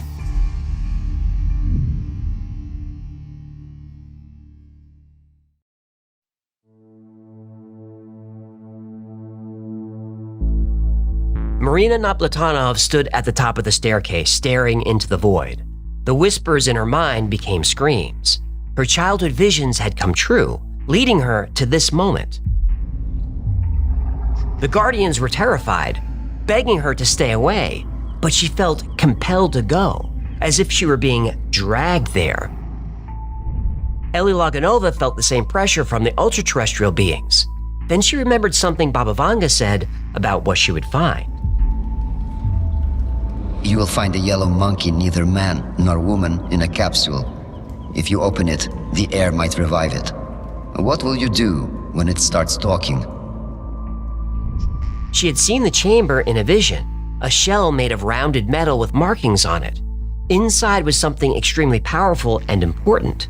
The beings begged her to turn back, but Ellie had no choice. Ancient knowledge was down there. She took the first step. Marina followed. The footsteps echoed as they descended. The uneasy soldiers looked at each other. Every instinct told them to stay put. This wasn't what they signed up for. But orders are orders. So down they went. A few more soldiers followed. They walked cautiously down the steps into the darkness. They didn't know it at the time, but they weren't coming back. The smooth walls of the tunnel were covered in symbols they didn't recognize. They weren't sloppy scratches in stone, but deliberate and precise, as if carved with a tool. Scientists later said they resembled ancient cuneiform, but they were much older than anything ever found on Earth. The soldiers crept down the spiral staircase, weapons raised. The air got heavier and colder. Their flashlights were flickering candles. They couldn't penetrate the darkness. They didn't feel like they were being watched. They knew it. Marina was bombarded with chaotic commands from the entity, growing stronger with each step. She tried to resist, but was powerless. Ellie was also struggling. She saw ancient people performing rituals here to seal the portal. The symbols on the walls were changing, and she wondered if she was the only one who could see it. The rest of the team was on edge. Shadows flickered at the edges of their vision, never quite in focus. The walls seemed to shift.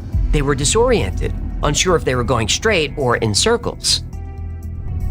Colonel Kanev, the skeptic, was experiencing something he hadn't felt in a long time: fear. Halfway down, the staircase opened into a chamber. The air had the sickening sweet smell of death and decay. One of the soldiers swung his flashlight and caught a reflection. Set in the wall was a large rectangular slab of stone, glowing with bluish light. The stone was an intentional barrier. They all felt it. But as they got closer, the light revealed something more disturbing. The stone was alive.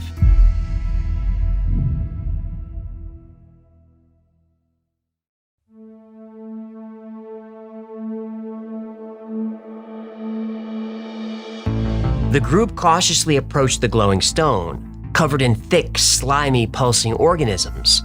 Marina reached out, but Ellie held her back. This was the stone from her vision. The organisms were aware of them. They reacted to them. They warned them to turn back. Then Marina felt eyes on her and turned. In the far wall was a thin humanoid figure, bigger than any man, with long limbs and sharp alien features. Its red skin emitted a faint glow. The Guardians had warned her. It was the Sentinel. Though fused with the wall, it was alive and watching. Nobody knew what to do. They looked at Marina, but she was lost in the Sentinel's gaze. Then came the first death. A young soldier suddenly collapsed, convulsing violently before falling still, his eyes frozen wide in a final moment of terror. The men panicked. They were spinning around, shouting and aiming their weapons, searching for a target. Colonel Kanev tried to calm them, and then another man fell, and then another. Ellie sensed the entity's satisfaction, feeding off their fear. Marina walked slowly toward the sentinel, arm outstretched. Ellie called out, but Marina just kept walking. As she approached the sentinel, there was a rumble somewhere deep in the ground, getting louder and closer. And suddenly the entire cavern was trembling, and men struggled to stay on their feet. Kanev was surprised when he heard himself order a retreat. If object number 1 was here, he wanted no part of it. Orders be damned. He shouted to fall back, but the staircase had vanished. The room had shifted somehow. Nothing looked familiar except for the glowing blue slab. That was still there. That was the only way out. He ordered his men to put charges on it. Doesn't this guy learn every time he blows something up? Things get worse? Nope. Ellie was screaming no, but that was just in her mind. She didn't make a sound. She sensed something behind the stone, and she had to see it. Marina touched the wall near the sentinel. She looked into its eyes and saw them move, watching her. Then its eyes looked up, past her. Marina turned and saw the men setting up explosives. She started to call to them, to warn them, and then there was a flash of light. Marina didn't hear the blast, but she felt it. Once the dust settled, the team rushed to the stone, praying it had been destroyed. It hadn't. It was cracked, but not broken through. And it wasn't empty. They had broken the seal. The trap was set, and they walked right into it.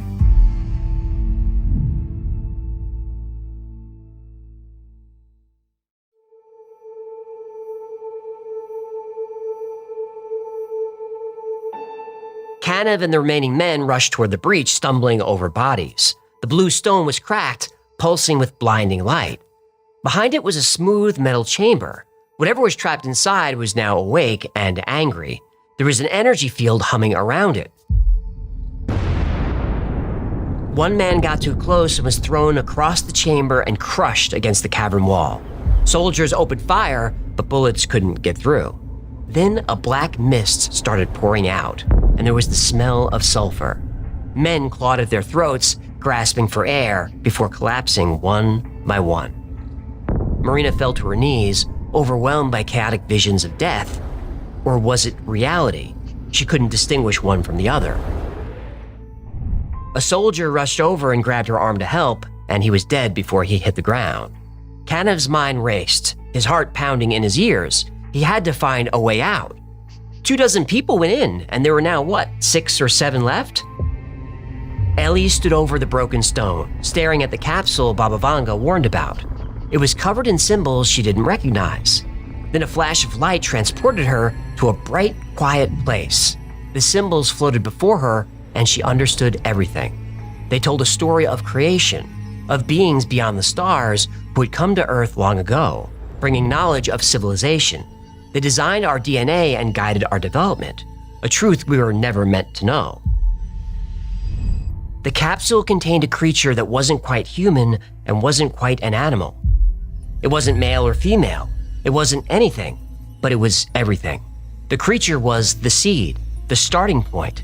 Its DNA was part of the recipe that created Homo sapiens.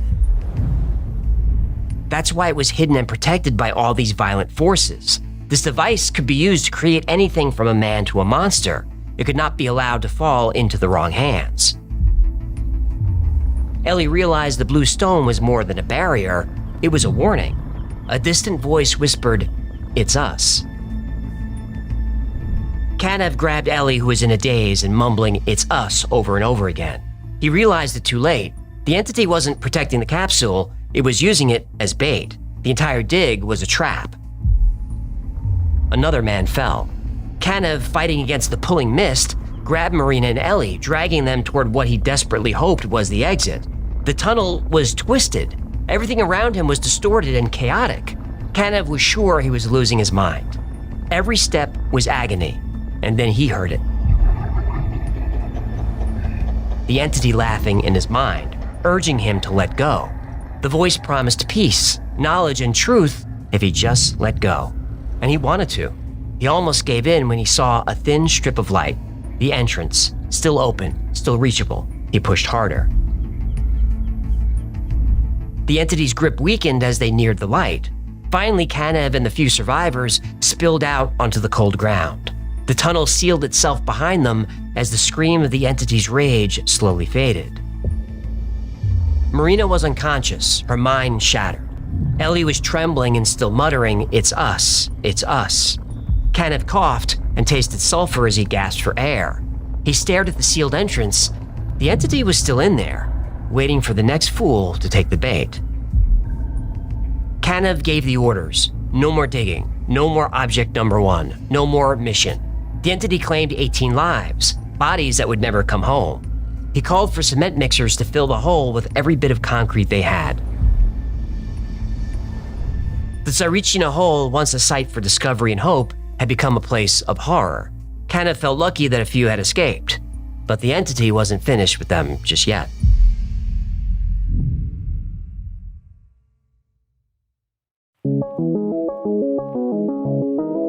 On December 6, 1990, the Bulgarian military launched a secret mission in Tsarichina to hunt for alien artifacts. They dug a hole 200 feet deep and over 500 feet long. The work continued steadily for almost 2 years. Then, on November 19, 1992, the military suddenly gathered their people, tents, and equipment and poured concrete into the hole, sealing it forever. Operation Sunray was over, but its effects lingered. UFO sightings increased. Glowing spheres returned. Strange, threatening notes appeared around town. People experienced psychological trauma and physical illness. There were reports of poltergeists, energy fields, cryptid sightings, strange weather, time distortions, and bad luck. That covers just about everything except for maybe crop circles. Oh, those happen too. Well, this place has got more weird stuff than Mount Shasta or Mount Mother Hayes. It's either the most paranormal place on Earth, or it's not. Most details of the Tsarichina story come from Colonel Kanev's book, The Tsarichina Phenomenon. There's always a book. There's always a book. He talked about the energy fields, the alien technology, and the metal object that blinded them with light. Blinded by the light, revved up like a deuce, another runner in the night. Blinded by the light. After his book was published in 1992, the story evolved, with new details replacing the old ones. Today was a moderate version. Some people get really creative with this one. Hundreds of podcasts, videos, and articles about the Tsarichina hole incident are floating around. All tell a different story. All tell a good story. None of them are the truth. Here's what really happened. And thousands of people just left to go watch a different video. General Radnu Minchev was convinced by psychics that Tsar Samuel's treasure was hidden under Tsarichina. Nobody bothered to check that at the time, Tsarichina was part of the Byzantine Empire, making it unlikely they'd find any treasure there. But Ellie Loganova was convincing. She channeled a super-intelligent being named Roro, who confirmed the visions and promised to guide them. Did you just say Roro? Yep, that was the name of the interdimensional being talking to Ellie. Roro. I guess, you'd think a super-intelligent, hyperdimensional being would have a cooler name than the way Scooby-Doo says, uh-oh. Minchev, suffering from prolonged cancer at the time, was in a weakened state and vulnerable to influence. Plus, in 1990, Bulgaria was chaos. The psychics convinced him that this operation would bring glory to Bulgaria, so he approved it and launched Operation Glory. Operation Glory? What about Sunbeam? Sunray, Light Beam, Star Beam, Moonshine? Well, Kanev's book calls it Sunbeam, but eventually it became Sunray. But officially it was Operation Glory. Colonel Napolitanov was put in charge, but he didn't trust the psychics. He felt that they were using the general. Hang on, I thought Colonel Kanev was in charge. No, Kirill Kanev was just a researcher. The internet might be confusing him with General Dinev, who was in charge of the logistics, but Kanev wasn't even there. Yet in his book he claims he was, and portrays himself as a hero. As soon as Colonel Napolitanov's daughter Marina was brought in, they both started having headaches and feeling sick. Because Colonel Napolitanov was against the operation and very vocal about it, he believed that he and his daughter were being targeted by a psychotronic weapon. Did you just make that word up? No. Psychotronic weapons influence someone's mind and behavior. The colonel said that he and his daughter were being targeted by a weapon developed by the Soviets. They were being told to jump off a building. He suspected that General Minchev was ordering the attacks. Midway through the project, Marina left, and shortly after, she jumped off a 10-story building. Whoa, are you kidding me? Afterward, the colonel lost it and filed a formal complaint with the Ministry of Defense. He blamed General Minchev and then left the project. His complaint reads like a man losing his mind. The military tried to have him committed for these wild allegations. 18 months later, he jumped off a bridge. There's no such thing as a coincidence. There's not. But those are the only juicy parts of the story. That's it. The dig didn't turn up anything, and it came under public scrutiny. A commission was sent to investigate, and they were not impressed. The geologist on the team, Dr. Jivko Ivanov, testified the only thing he found odd was the military was hiring psychics. There are no materials of non-natural origin, no radiation, no gas, no danger for the population of the area. Psychic guides attempt to suggest the presence of some supernatural corridor or passage, and a complicated search for an object for which there is no data. He was asked what about all the strange activity in the area. The idea that the area was prone to catastrophe is false. Nothing like this is known to us.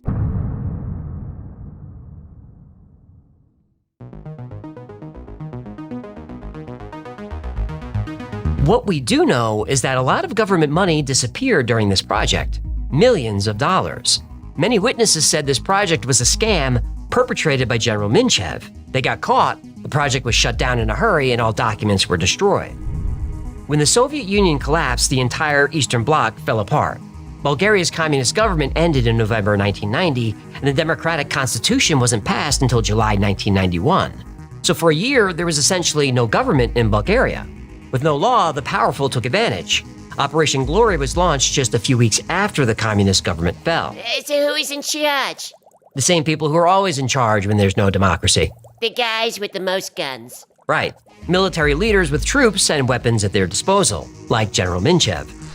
Corruption was rampant in Bulgaria during this time. It still is. Bulgaria is notorious for having crooked politicians, judges, and law enforcement at the highest levels. It's still like that today. Oh, Bulgaria should look at the United States. Our legal system provides equal justice for all. Our federal law enforcement agencies are incorruptible. The FBI's leadership exemplifies honor and integrity and an unwavering deference and respect for the Constitution of these great United States. Are you being sarcastic? Of course I'm being sarcastic. Now, on this channel, we have nothing but respect for the agents and officers in the field. True, fair enough, but their bosses are more crooked than a dog's hind leg. That was a weird metaphor. We were talking about crooked cops, so I think I got that one from Sheriff Roscoe Pico Train. I was more of an Enos fan. Ellie Loganova is still around, and she tells a version similar to the one in Kanev's book. She had 4 notebooks that documented everything, the proof, but they were confiscated by the military. And now she's selling her own book that talks about the story. There's always a book. So Operation Sunray, Lightbeam, Glory, people were there. Whether or not you believe these things happened to them is up to you. But before you make a decision, here's something. In 1981, the Bulgarians launched the Gulyamo Gradište expedition in the mountains near the border with Turkey. At Gulyamo, they were searching for buried treasure, but they were really looking for ancient artifacts or alien technology. They brought psychics with them. They were told the location by Baba Vanga. Yeah, Pientia. They had an encounter with aliens and dark forces. A couple of people died. Some managed to escape. They sealed the cave and left in a hurry, and that project was also covered up. I listen to lots of podcasts about how the people in the area feel like there's a special energy there. It's a paranormal hotspot. There's a vortex. It's on a ley line, all that stuff. That may be what the young people say because it's fun, but the older folks who were there for the dig said nothing strange happened and they'd like to be left alone. But they never will be. Stories like this resonate because we know there's more to reality than we understand, so we keep asking questions. But it warns us we might not like the answers, and some mysteries are better left unsolved. This story has been told forever. Pandora's Box, the Tower of Babel, Faust, the Fisher King, the Matrix, Indiana Jones and the Kingdom of the Crystal Skull. It wants to give us a gift. The 3-body problem. There are those who say we should not inquire too closely into who else might be living in that darkness. Better not to know. And hundreds more. I've got a bad feeling about this. All stories about pushing boundaries in search of hidden knowledge, that lead to unintended and often disastrous consequences. This is a theme that's going to keep turning up until we finally understand the universe and our place in it. That's going to take a while. So we're going to keep seeing variations of this classic story again and again. And you know what? That's fine with me. Just leave Indiana Jones alone.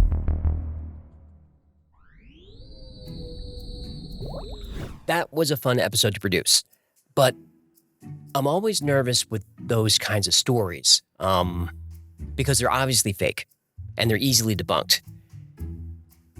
But where I get nervous is I take creative license with those. And,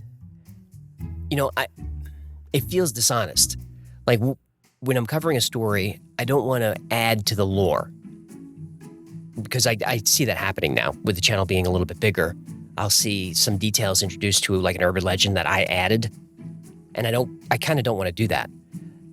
But there are some stories that are so fake that there's like gaps in the narrative. So I just kind of fill it in to make it work. And I don't know, I'm kind of torn because I don't want to contribute to the urban legend, but at the same time, they're super fun to write and watch and, and produce. So you tell me, let me know what you think.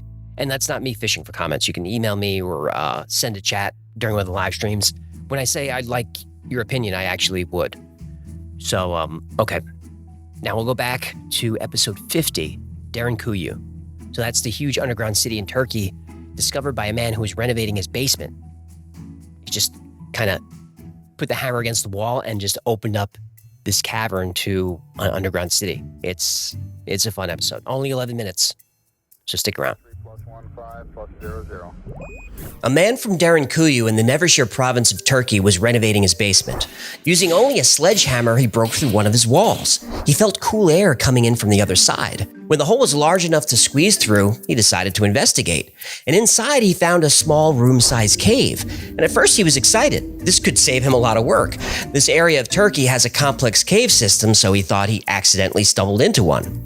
He didn't. When he turned on his flashlight, he saw writing on the walls. Roman, Greek, and languages he didn't recognize. That first small room was only the beginning. Let's find out why.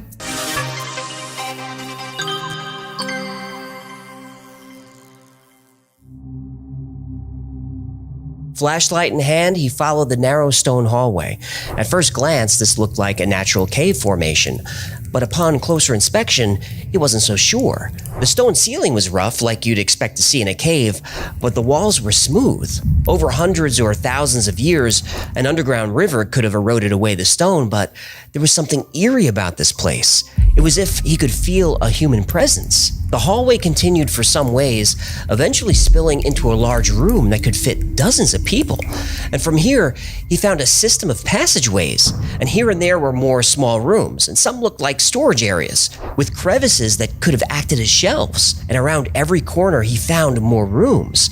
First, he thought this was some kind of hideout, but it was just too big. Nobody could have built this. So after exploring a few hours, he thought he finally reached the end of the structure. But after making a sharp turn, he saw actual carved stairs, which led down even further into the darkness. If there was any question before, now it was clear.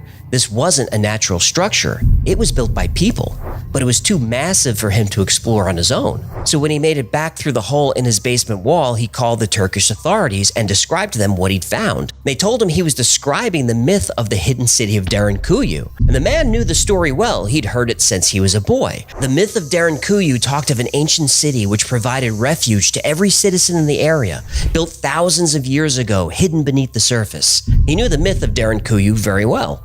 He then said, "Sir, with all due respect, it's not a myth." Derinkuyu is in the Cappadocia region of central Turkey, which has very distinct geology. Millions of years ago, volcanoes covered the area.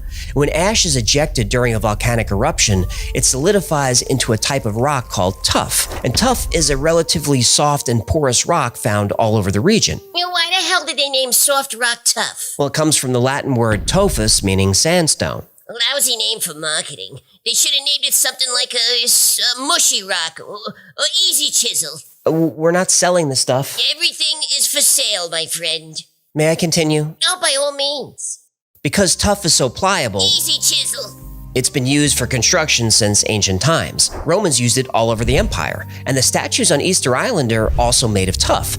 So it's not surprising that people in Turkey have been building with this material since prehistory. But rather than mine the stone and build up, the people in Derinkuyu built down. There are hundreds of subterranean houses in Cappadocia, and some even go down 2 stories. But there's nothing quite like Derinkuyu. The underground city of Derinkuyu goes down over 250 feet. In the first few years of exploration, experts went 18 stories down, and since then, 2 more levels have been discovered. It might go down even further. Archaeologists are still excavating. The total area of the city discovered is 5 square miles, or 13 square kilometers, and housed over 22,000 people. The upper floors were used as apartments, closest to the fresh air. But Derinkuyu has a complex system of over 16,000 ventilation shafts that allow air to circulate through every room in the city. It also has a fresh water supply. At the lowest levels of Derinkuyu is a series of underwater rivers, and wells were centrally located to bring water to the entire city. In fact, people living on the surface above Derinkuyu have been using wells originally intended for the underground city. They just didn't realize what was underneath them. And incidentally, Derinkuyu is Turkish for deep well. See? That name makes sense. Tough, not so much. You need to get past the names, pal. Yeah. The tunnels seem to go on forever. To walk from one end of Derinkuyu to the other is a 7-kilometer walk, or 4 miles of tunnels. As you move further down the structure, you'll find areas that meet every need of a self-contained city. There are dining halls, churches, schools. There are rooms for pressing and storing olive oil. There are markets, bakeries, wineries, libraries, and storage for vast amounts of food. A few more levels down are areas for keeping livestock and stables for horses. There are areas for butchering, curing, and storing meat. Thousands of people could survive for a very long time completely underground. But who would build a giant subterranean city? And why? The land in the Cappadocia region of Turkey is extremely fertile, ideal for farming, so why go through the trouble of building such an elaborate underground city? Well, most archaeologists agree that Derinkuyu was built for protection. But it's more than a bunker, it's an underground fortress. There are about 60 surface entrances to Derinkuyu, and these doors are hidden in buildings and courtyards and parks all over the town. But when the doors are closed, they're just part of the landscape, and there was only a single main entrance into the city. And when under attack, residents would retreat underground using one of the many hidden doors. And the doorways were protected by massive circular stones that could retract and could only be opened from the inside. And these doors weighed 1,000 pounds each or more. And the main gate was even heavier. The access tunnels at the surface are very narrow, requiring people to enter single file. And this was intentional. It would force invaders into choke points to make the city easier to defend. And most levels had armories to allow soldiers and citizens easy access to weapons. Even the local militia had dedicated stables to maintain horses for a small cavalry. They could ride out through a secret exit and take invaders by surprise. And Derinkuyu's multi-level cave system wasn't designed randomly. It was well thought out. All of the city's levels are interconnected, but they could individually be sealed off from one another, preventing enemies from going any further into the structure or sealing them in. Even the water supply was designed with defense in mind. It could only be controlled by the bottom up, so if invaders breached the upper levels, their water would be cut off, and this system helped prevent the water supply from being poisoned. And as a last resort, there were dozens of hidden passageways that led out of Derinkuyu, and a passageway that leads to Kaimakli, another underground city that is about 4 miles away, and you can travel there completely underground. Is that one a big city too? Well, Kaimakli is still being excavated, but some say it may turn out to be even bigger than Derinkuyu. It's thought that there could be an entire series of interconnected cities all around this area, completely underground. So we know why this huge subterranean city was built. But who built it? Well, that's where there's some disagreement. But we do have some clues. So who built Derinkuyu? Well, the structure is made of stone, so carbon dating is no help. But there are a few theories. Some believe construction started with the Hittites between 3,000 and 4,000 years ago, and a few Hittite artifacts have been recovered which make this case. The Anatolian Hittites controlled a large portion of Asia Minor, reaching all the way to Upper Mesopotamia, and Cappadocia and Derinkuyu were right in the middle of Hittite territory. And this region of Turkey was a main corridor for trade. So in the ancient world, whoever controlled the trade routes would be able to impose their will on the entire region. Location, location, location. That's right. This was very desirable real estate. And Hittite cities were under constant attack from outside forces. An underground fortress would have been very useful to protect this land and its people. And the Hittites had enemies on all sides. They were constantly at war with the Assyrians, the Thracians, and of course the Egyptians. And the people that gave the Hittites a lot of trouble and may even have been responsible for their eventual demise were the Phrygians. And the Phrygians inhabited central western Anatolia in ancient times and were related to the Greeks. We all know the story of the Midas touch. The muffler guy? No, Midas was a Phrygian king who, according to legend, could turn anything into gold. I think he also invented the muffler. He didn't. Some believe the Phrygians constructed or at least expanded and improved the city of Derinkuyu. And the Phrygian people were talented engineers and architects, and they undertook large, complex building projects all over their territory. Considered some of the greatest builders of the Iron Age, the Phrygians had the skill, knowledge, and ingenuity to create an elaborate subterranean city. Several of the rooms in Derinkuyu have been determined to be ancient chapels, and on the chapel walls are inscriptions written in Greek. Now, the Hittites wouldn't do this, but the Phrygians would, and they controlled the area until about the 6th century BC when they were conquered by the Persians. There are even written records that may support this. Xenophon of Athens wrote Anabasis in 370 BC, documenting a Greek army expedition to Persia. He mentions a people in Anatolia and Cappadocia who lived underground in dwellings large enough for entire families. Now, though they didn't build Derinkuyu, early Christians occupied it in the 1st century AD. Within the complex are several Christian churches, and there are Christian symbols and writing all over the upper floors. They also added vaulted ceilings and other structural features found in Christian architecture. And Derinkuyu was a place for Christians to hide from Roman soldiers and practice their faith in secret, avoiding persecution from the Roman Empire. And during the Arab-Byzantine Wars from 780 to 1180, Muslim Arabs used Derinkuyu. They also expanded the structure and inscribed the walls. Now, there's no consensus on who built Derinkuyu, but its role in history is undisputed. It was a shelter from attacking armies, refuge from raiding tribes, and sanctuary to the faithful who feared religious persecution. I like to think that if the first builders knew how many thousands of people would use this city to protect their faith and their families, those builders would be proud. Derinkuyu is an important discovery, and I hope it inspires others to explore. Undiscovered secrets are all around us. Now, sometimes the walls that obscure the truth are miles thick, but other times they're paper thin. But whether by innovation, persistence, or sheer luck, those walls can be breached. It's at that point that a wardrobe becomes a gateway to Narnia. Platform 9 3/4 opens up a world of magic, and a few inches of stone in a humble Turkish basement reveals an ancient underground city. I encourage you to break down these walls wherever you find them, whether it's a literal wall as in this story, or a wall in your mind holding you back from an adventure. Break down that wall. You never know what hidden world you might discover. Next up is number 157 about the Hypogeum in Malta, allegedly built by giants. In 1985, Maltese pediatrician Anton Mifsud got a frantic call from his contractor. He was clearing a piece of land for a new medical clinic. Dr. Mifsud was hoping they didn't need more equipment. They were isolated on Gozo, one of the islands of Malta. The nearest mainland was the Italian coast, 60 miles away by boat. But Mifsud quickly realized this wasn't about equipment. The contractor sounded worried, afraid even. Mifsud wondered if someone had been hurt. He got the contractor to calm down and tell him what had happened. While digging, workers found human bones. The doctor said they should just call the police. But the contractor said there was more to it. The skeleton they found was 10 feet long. Dr. Mifsud said that was impossible. No human ever lived that was that enormous. Then he remembered the legend.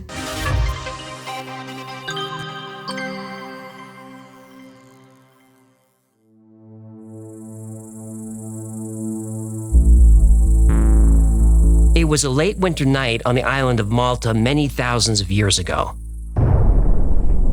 A farmer was awakened by a strange rumbling sound. It sounded like wind, but deeper.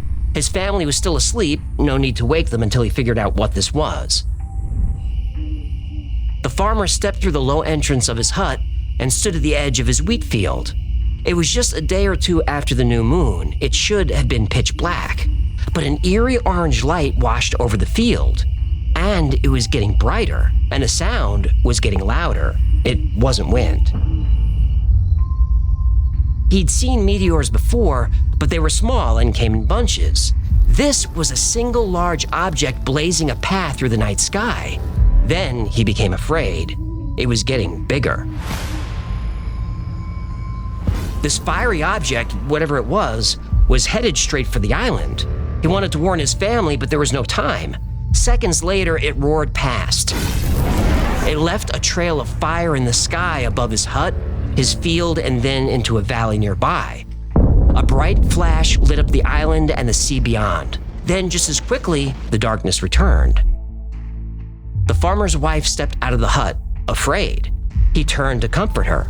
Whatever it was, it crashed. The danger was over. But she wasn't looking at him.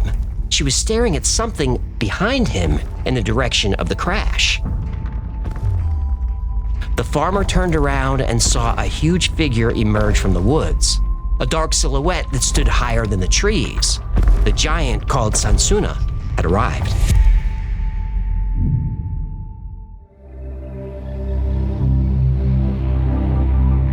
When Sansuna emerged from the woods on Gozo, the locals were terrified.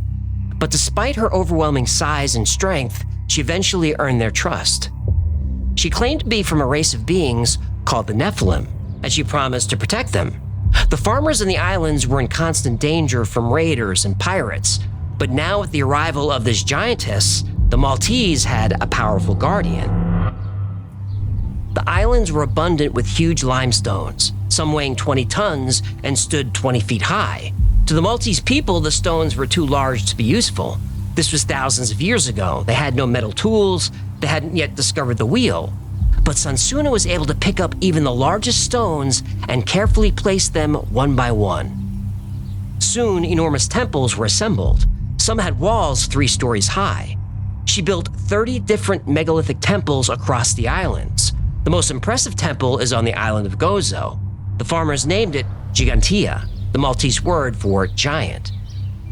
Gigantia is made of 2 separate buildings built using enormous limestone blocks, and it still stands to this day. But as the centuries passed, Sansuna became nothing more than a local legend, a myth. No one believed these enormous stone blocks were carried by a giant. No one believed in giants, until they found the bones.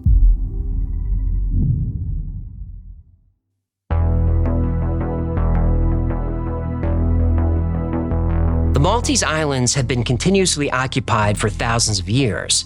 They're strategically important. They're 60 miles from Italy and 180 miles from North Africa, right in the middle of the Mediterranean Sea. The Phoenicians were the first empire to claim Malta. Then came the Romans, then the Byzantines, the Arabs, and the Christians. In 1530, Malta was governed by a nobleman named John Abela. He was the first person in a long time to take interest in the temples on the islands. He collected artifacts and documented ancient buildings. Most were buried in debris from centuries of neglect, but a little digging revealed the structures were enormous. Abela didn't understand how these huge temples could be built by ancient farmers. One day, a worker found something wedged in a rock fissure. When Abela saw it, the answer to who built the huge structures was clear. They were built by a giant. The worker handed Abela a femur, the largest bone in the human leg. Except this femur was twice as large as a normal human's. A person with a femur this big would be about 10 feet tall. Sansuna! Yep. Soon, Abela had workers all over the island hunting, and by 1647, he had enough bones to publish a pioneering book that made him famous. He's been called the father of Maltese history. Tell the people the name of his famous book then. Well, that's not really important to the story. Yeah, you can't pronounce it. It's Italian. I can pronounce it. Go ahead then. It's not. $20 says you can't do it. Abela's book was titled Della descrizione di Malta Isola nel mare siciliano con le sue antichità ed altre notizie. Take it. Grazie mille. Show off. The book documented skull fragments, giant femurs and tibias. impossibly large vertebrae, and enormous pelvic bones. Abela concluded that the Maltese temples were built by a prehistoric race of giants that lived on the islands. Abela turned his home into Malta's first museum. He put the bones on display and opened the museum to the public. Anatomists and naturalists who saw the large bones agreed they must have belonged to giants. Skeptics said they were animal bones, and until the sites were fully cleared, there was no way to know for sure. Then centuries later, proper archaeological excavations were done. But what they uncovered didn't solve the mystery. It added to it.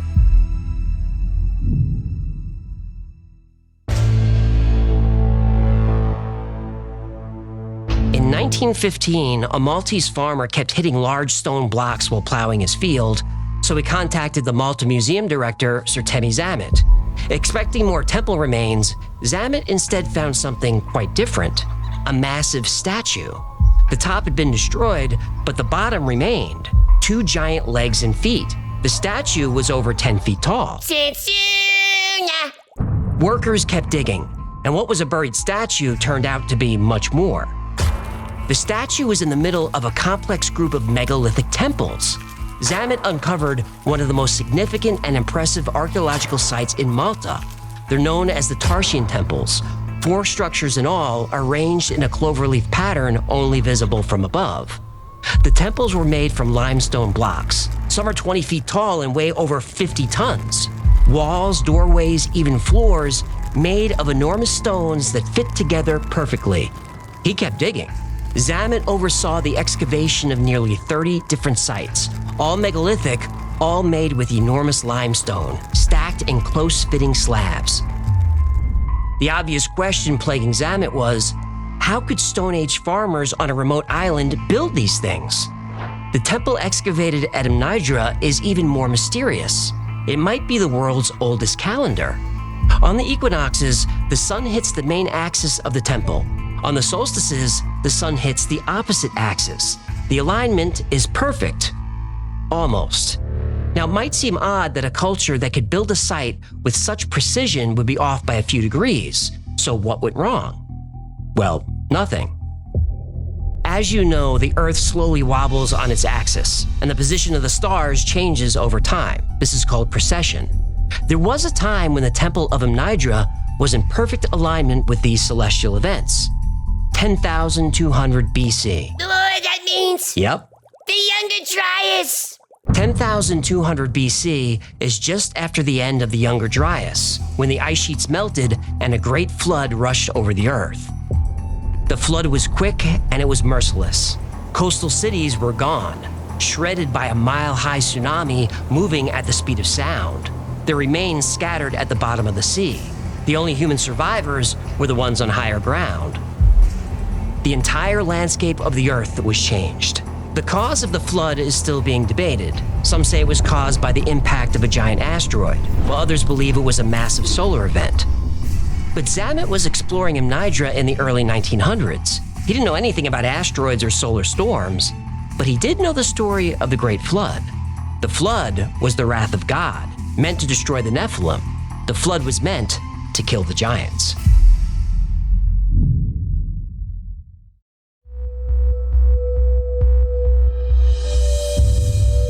The Nephilim are mentioned in the book of Genesis. They're described as warriors who are large and strong. The Bible doesn't go into much more detail than that.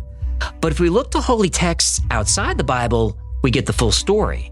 The book of Enoch is not included in the canonical Bible for most Jews and Christians, but it's an important work, especially within the Ethiopian Orthodox Church and among scholars of early Judaism and Christianity. Book of Enoch, link below. The book tells a story about the origins of evil.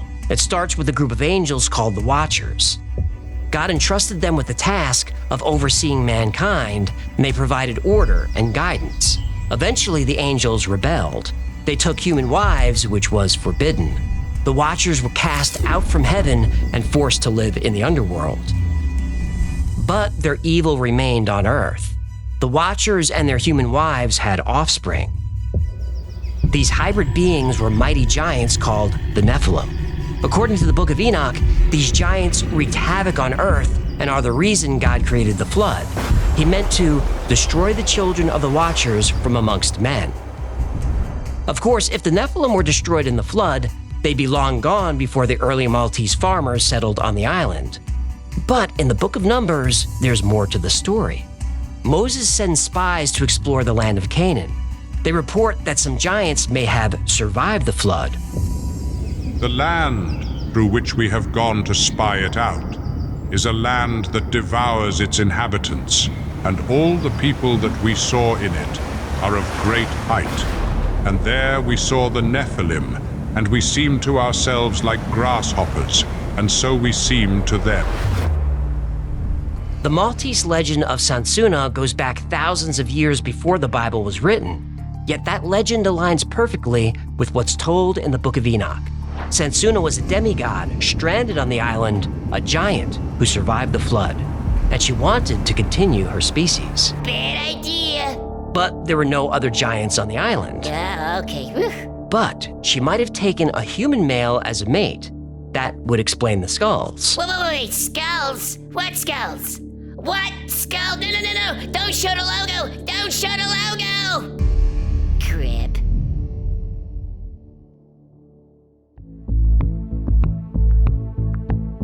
In 1902, the British Navy expanded its base in Malta, and new housing developments started popping up all over the islands.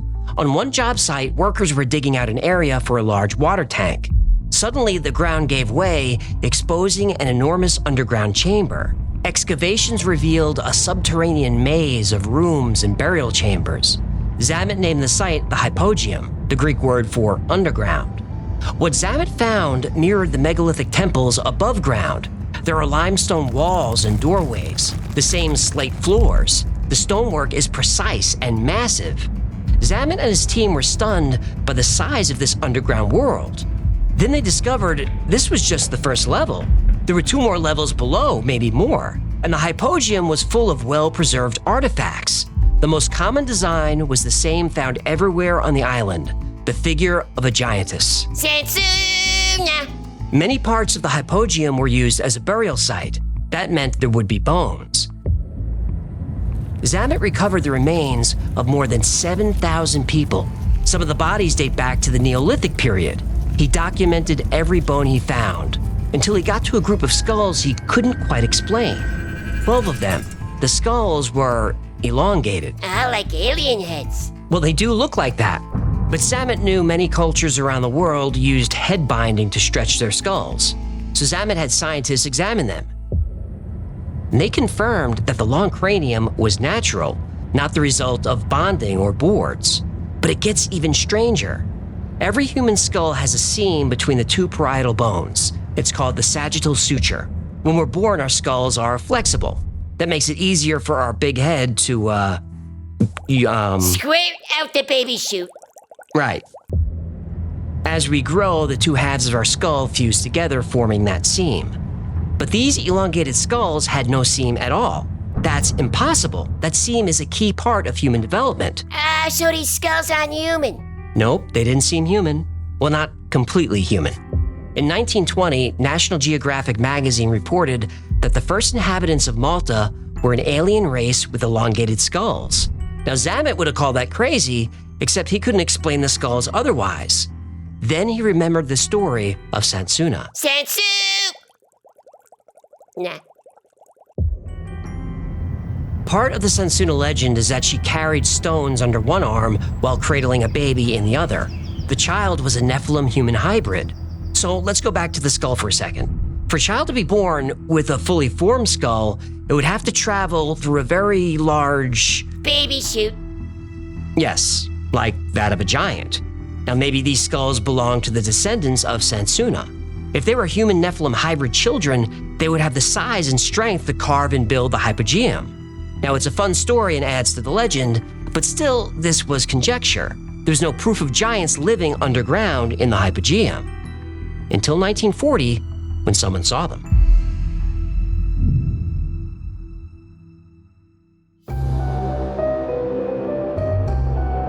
In August 1940, National Geographic magazine printed an interesting and disturbing story about Malta and the Hypogeum. First, the article reported that excavators discovered the bones of over 33,000 people who had been sacrificed by an ancient pagan cult. Then there was a story of the children who went to the Hypogeum on a school trip. A school field trip to an underground cave where thousands of people were sacrificed in a cult? Yep. Yeah, they must have signed one hell of a waiver with that permission slip, huh? Well, I hope so, because the children went in and never came out. What? Yep. 30 school children and their teacher went down a passage. They either got lost or stuck behind a cave-in because they were never seen again. For weeks, mothers declared that they had heard wailing and screaming from underground, but numerous excavations and searching parties brought no trace of the lost souls. After 3 weeks, they were finally given up for dead. To this day, the children have never been found, which brings us to the story of Lois Jessup.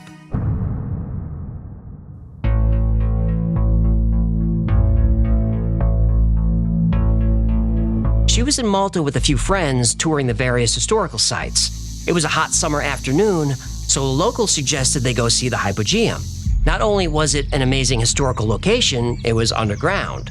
It would be nice to get out of the Mediterranean sun. When they found the entrance, they hired a guide named Joe to give them a tour.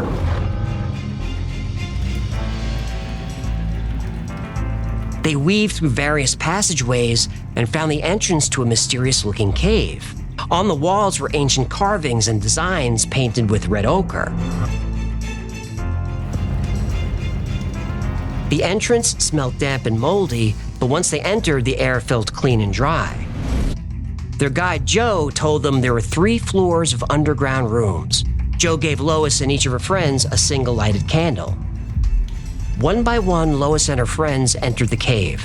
The passage was narrow, so they had to crouch and walk single file. They emerged into a large room with smooth limestone walls. The women laughed and talked, and they noticed their voices were echoing and creating a strange humming sound. Joe said the room was built thousands of years ago for a powerful oracle. The oracle would perform miracles using certain sounds. Joe said the room would still work today if anyone knew the correct sound to use.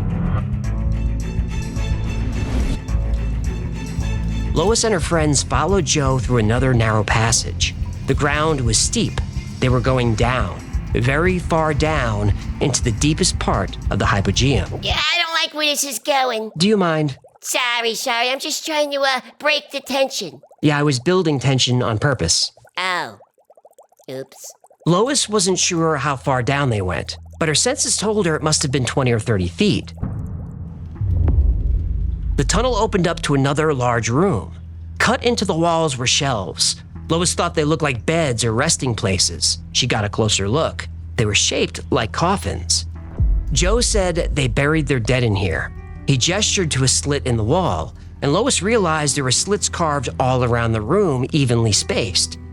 She looked through one and saw skeletons. Lois asked about them, and Joe said they were prisoners and their remains could not be disturbed. They looked around for a few more minutes, then Joe said, "This is the end of the tour, it's time to go back." Then Lois asked Joe, "What's down there?" She was pointing at a small square doorway, maybe 3 feet wide. Joe said, "If you go in there, you go at your own risk, and you won't go far." Now Lois felt like this was a challenge. She grabbed a length of rope and tied it around her waist. She passed the rope to another friend who did the same, and then another and another. Lois and her 3 friends squeezed through the small opening. Oh, like a baby chute. Sorry, go ahead.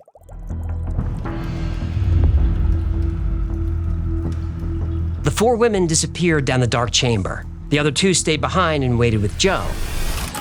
It was dark, but the women still had their candles and they were having fun. This type of adventure was exactly what they were looking for. Finally, the passage opened up and Lois was able to stand. When she got to her feet, she felt herself leaning forward. She was starting to fall. A rush of cold air hit her in the face and she was yanked back. Now, it's a good thing they used the rope.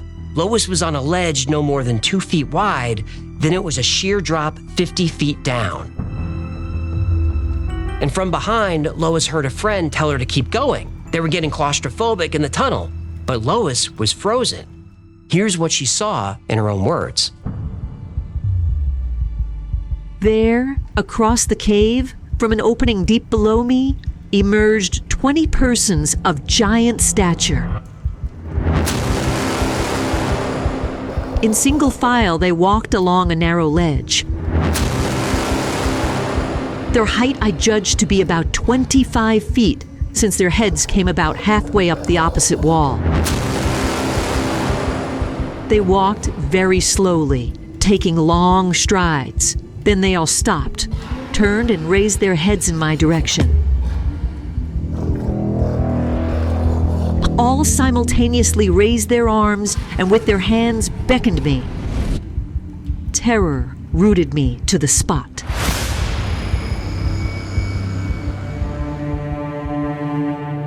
Another gust of wind rushed up from the cavern, this time blowing out Lois's candle, and everything went black. And then she started screaming. She was in pure panic. She heard herself yelling, go back, as she shoved her friends back the way they came. The women spilled back into the room where Joe and the other two friends were waiting, and Joe said nothing, but Lois was suspicious. I looked up at him, our eyes met. I knew that at one time he had seen what I had seen. There was an expression of caution in his eyes, adding to my reluctance to tell anyone. I decided not to. Lois turned to head back to the surface when Joe grabbed her arm. He said, if you're interested in exploring further, you should join a group. Soon I'll be taking a teacher and her students down there. I'm sure they'd enjoy the company. No! I left my address with him and asked him to have the school teacher get in touch with me, but I never heard any more about it until one of my friends told me to read the paper. A few months later, Lois returned to the Hypogeum and found another guide. She wanted to know about the teacher and the children, but the guide shrugged and said he couldn't talk about it. Lois still wanted answers. She asked, where's Joe, the other guide? The man said, ma'am, I alone have been the guide of this catacomb for years. I don't know anyone named Joe. Lois went to respond, but something about this man frightened her, so she left. And though it had been her favorite place in the world to visit, she never went back to Malta. Never again.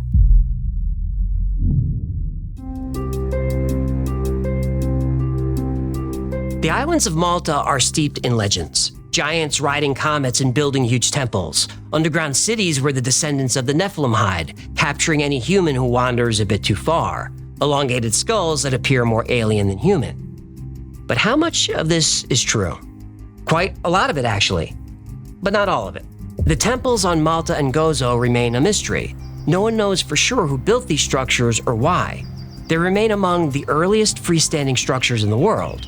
Mainstream archaeology debated the age of the temples for years, saying they couldn't be older than 2600 BC, the Bronze Age. But carbon dating shows they're at least 1,000 years older than that. That's a proven fact. As to whether they go back to the Younger Dryas, there's no physical evidence. But the solar alignment theory about Amnidra is true. It would align perfectly if it was built between 12 and 13,000 years ago. We just can't prove it. But for years, mainstream science did get the age of these sites wrong. They were built during a time before humans had the tools to work stone so precisely. They were built before the wheel. They were built before writing, but there they are. You couldn't build these things without very advanced engineering and logistics. Nobody has yet to explain how this could have been achieved. As for the giants, Satsuna!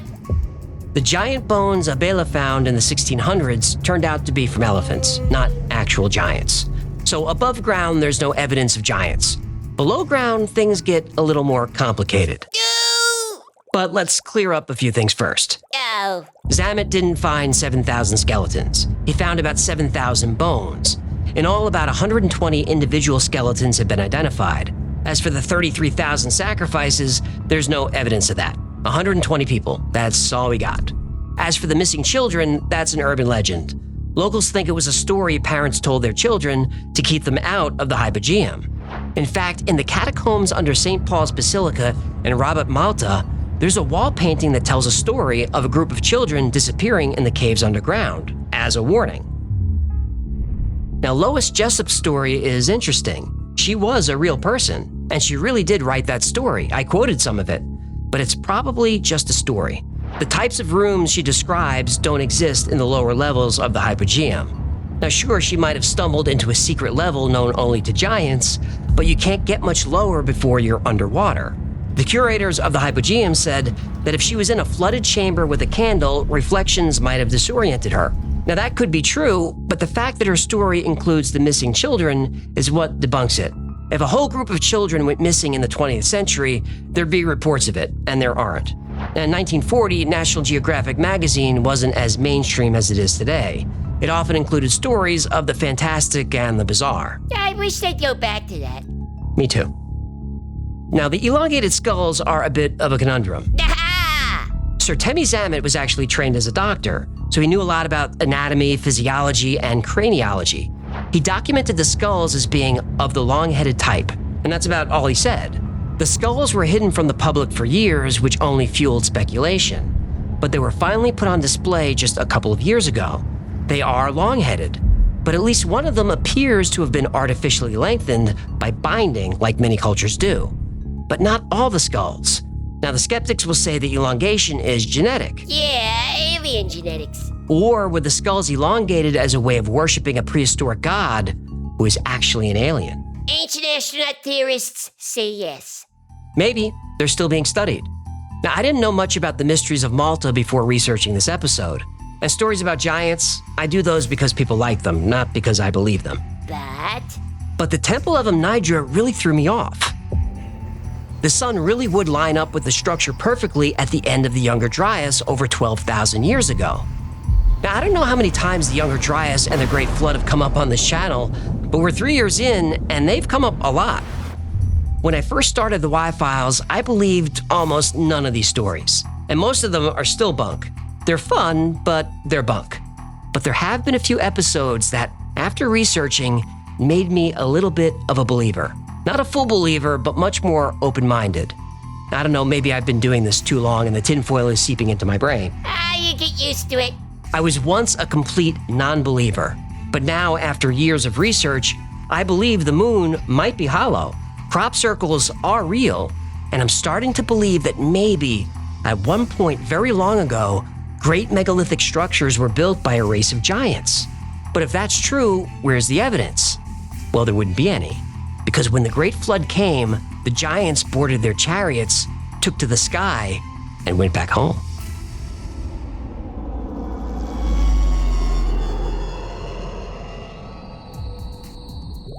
Now, I know the AI annoys some people, but this year, some of the tools have been really good. Like when I watched that episode, that was from 7 months ago. I see some of those shots, I'm like, oh, I'd love to go back and redo some of those. I wish YouTube would let us do that.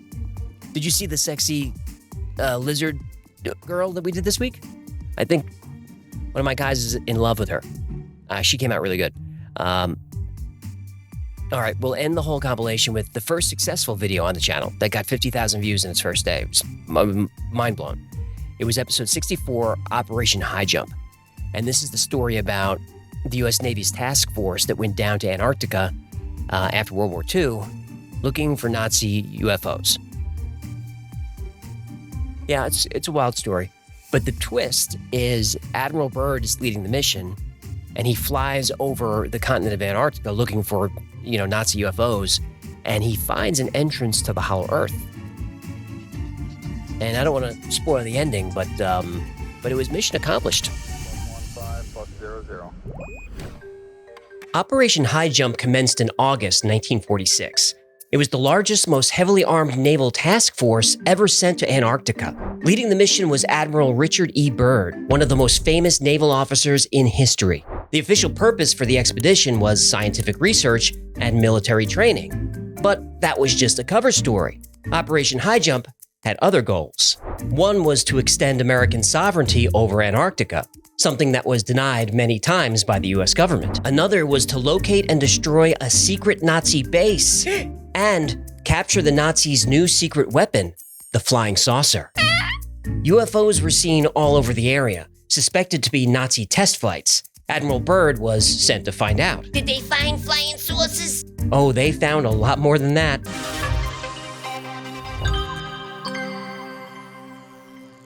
In December 1938, aware that he was on the brink of war, Hitler dedicated considerable resources to searching for mysterious ancient artifacts said to have incredible power.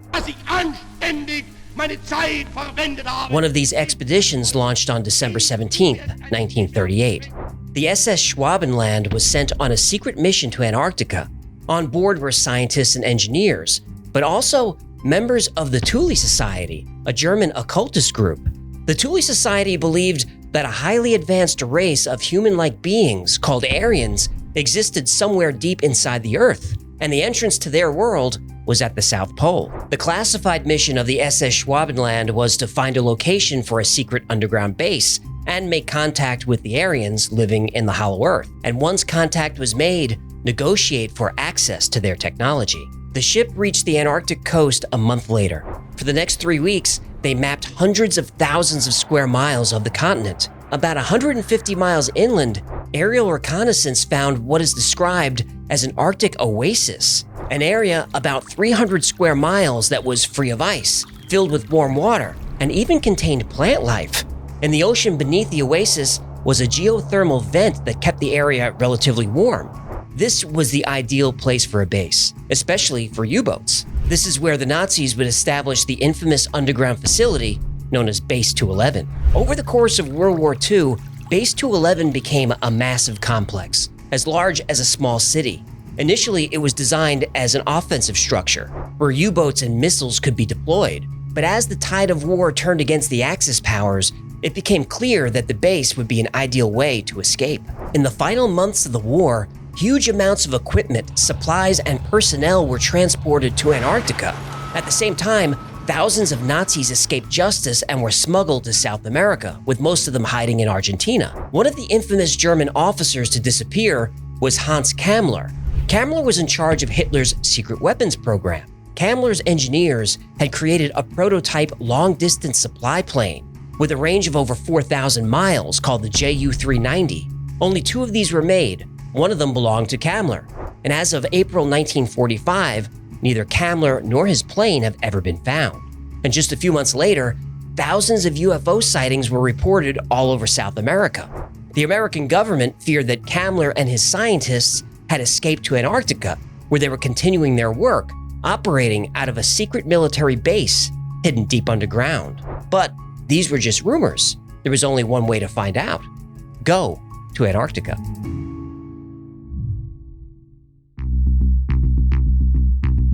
Okay, before we talk about what Admiral Byrd saw in Antarctica— No, come on, just get to the weird stuff. I will, but it's important that you understand what kind of man Richard Byrd was. He was not some pseudoscience conspiracy theorist kook. He was a legitimate badass.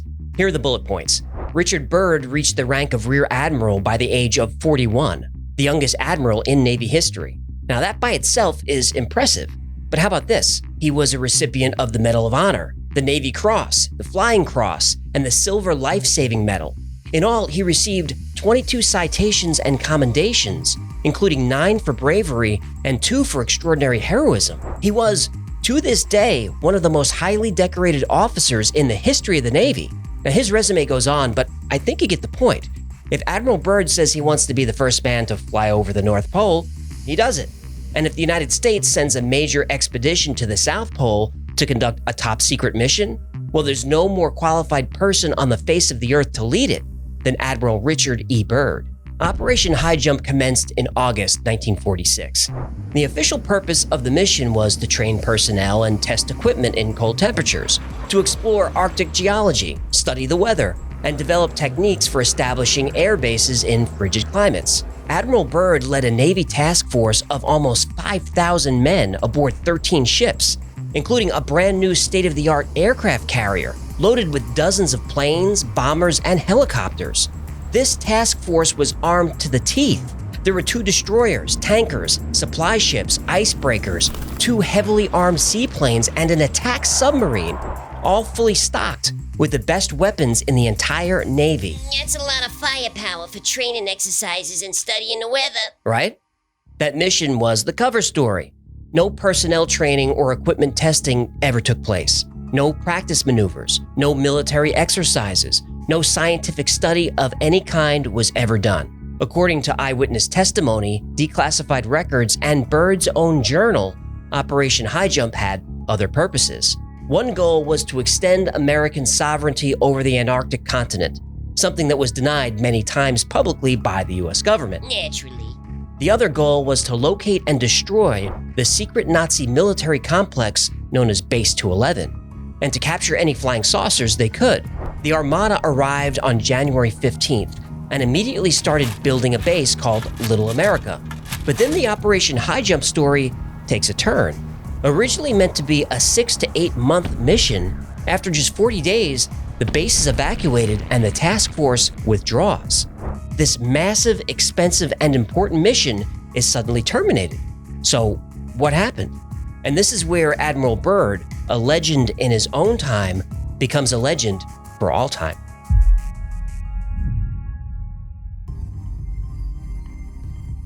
The Navy task force retreated to Chile, and as soon as they made port, rumors spread about strange findings and disasters that forced the mission to be cut short. Admiral Byrd himself spoke to the media, and rather than deny the stories, he expressed deep concern about the real possibilities of devastating aerial attacks on the US. This doesn't sound like a guy on a scientific mission. It sure doesn't. Byrd warned that it was imperative for the United States to take immediate defensive measures against hostile forces in the Arctic and Antarctic. The admiral went on to say that he wasn't trying to alarm anyone. Too late. But the cruel reality is that in case of a new war, the United States could be attacked by flying objects that had the ability to move from pole to pole at incredible speeds. Admiral Byrd reiterated this in a few different statements. He warned that there was a new enemy that could attack any country at any time, anywhere, no matter the distance. When Admiral Byrd got back to Washington, he was immediately debriefed. And though he had just spent 2 weeks making statements in the press, after a lengthy interrogation, Admiral Byrd never uttered another word about Operation Highjump. The mission was immediately classified top secret, and any sailor who spoke about the mission would be arrested and imprisoned. The Navy then published a brief summary of the mission's achievements and admitted some sailors were killed, but they didn't say how many. And officially, all the deaths were accidents, and the bodies were buried there, not brought home. During one of his flights, Admiral Byrd was missing for 3 hours in an episode of lost time, but that was officially blamed on radio failure. The official reason for terminating the mission early was poor weather conditions, and that was that.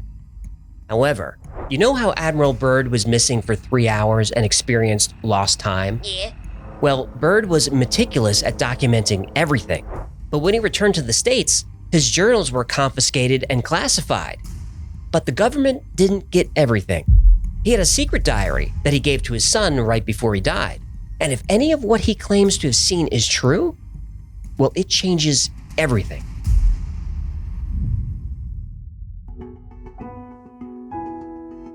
According to Admiral Byrd's diary, he fuels up for a flight early in the morning. The weather is clear, and mechanically, the plane checks out. At 8:15, at an altitude of 2,300 feet, he checks in. 08:15 hours. Radio check with base camp. Situation normal. At 10 after 9, he notices a color pattern in the snow. Nothing extreme, but he circles the area to get a closer look. He makes visual contact with camp and radios in his findings. Then, his instruments start to act strange. He writes that both his compasses are gyrating so much that he can't even use them. So he uses the sun to navigate and maintains a visual of camp. He reports that his controls are feeling sluggish. He's concerned about the wings icing up. There's a little ice, but no indication of a problem, so he continues flying toward what he perceives as a mountain range. 09:49 hours. 29 minutes elapsed flight time from the first sighting of the mountains. It is no illusion. They are mountains and consisting of a small range that I have never seen before. He crosses the mountain range and descends toward what he describes as a green valley with a small river running through it. There should be no green valley below. Something is definitely wrong and abnormal here. We should be over ice and snow. To To the port side are great forests growing on the mountain slopes. Our navigation instruments are still spinning. The gyroscope is oscillating back and forth. He drops down a bit and circles back for a closer look. He reports the green as being moss or tight grass. The light seems different here. He can see the ground easily, but he can no longer see the sun. Now this starts to worry him because he's using the sun to navigate, but he gets distracted by something he didn't expect. On the green valley below, a large animal is grazing. It appears to be an elephant. No, it looks more like a mammoth. This is incredible, yet there it is. Decrease altitude to 1,000 feet and take binoculars to better examine the animal. It is confirmed. It is definitely a mammoth-like animal. Report this to base camp. Admiral Byrd flies over green pastures that stretch for miles, and he's so amazed by what he's seeing, it takes him almost 30 minutes to realize it's not cold anymore. Frost on his forward window is gone. Same with the bits of ice that were on the wings. He removes his gloves. The window of the canopy is warm to the touch. He records an external air temperature of 74 degrees Fahrenheit. His instruments are now back online, but his radio is out. And remember, in the official report, Admiral Byrd was out of radio contact for 3 hours. So he flies for another hour over what looks to be a countryside or a pasture. On the horizon, he sees the impossible, a large, shining city. The plane shudders. Admiral Byrd grabs the controls, but they're not responding. He notices the plane feels light and buoyant. Then, on both sides of the plane, strange aircraft are rapidly closing in. They're disc-shaped and seem to be radiating light, and somehow they're running completely silent. Now, thinking this is now a really good time to head back, Admiral Byrd tries the controls again. No luck. The plane's engine suddenly cuts out, but somehow continues flying, controlled by some unseen force. The craft are right up alongside his plane now, close enough that Admiral Byrd can see markings. In that instant, his wonder turns to terror. The markings are swastikas.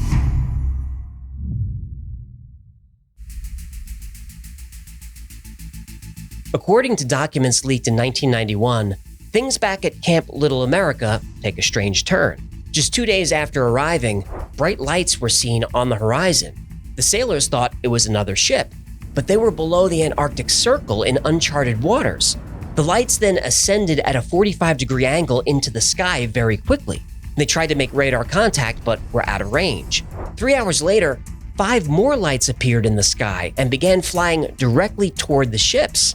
Anti-aircraft guns and 20mm cannons were fired but had no effect. A radio operator stationed on the USS Brownson gave testimony of how strange craft suddenly appeared from the ocean. And this is corroborated by Lieutenant John Sayerson, who said objects shot vertically out of the water at tremendous speeds. One object flew between the masts of his ship with such force that the radio antenna oscillated back and forth from the turbulence. An aircraft from the USS Currituck took to the sky but was immediately struck by a beam of energy and destroyed. About 10 miles away, the torpedo boat USS Maddox burst into flames and began to sink. According to the report, this was the first attack of several that would occur over the next few weeks. February 26 would be the last engagement with the unknown craft. The Navy task force ordered retreat and left the area, a full 6 months before their mission was supposed to end. Although Lieutenant Sayerson couldn't identify the lights, he wondered if they were what he called German wonder weapons, being operated by survivors of the recently defeated Third Reich, operating out of a secret base under Antarctica. His testimony has fueled speculation that still exists, and to this day, investigators are trying to determine what really happened during Operation Highjump.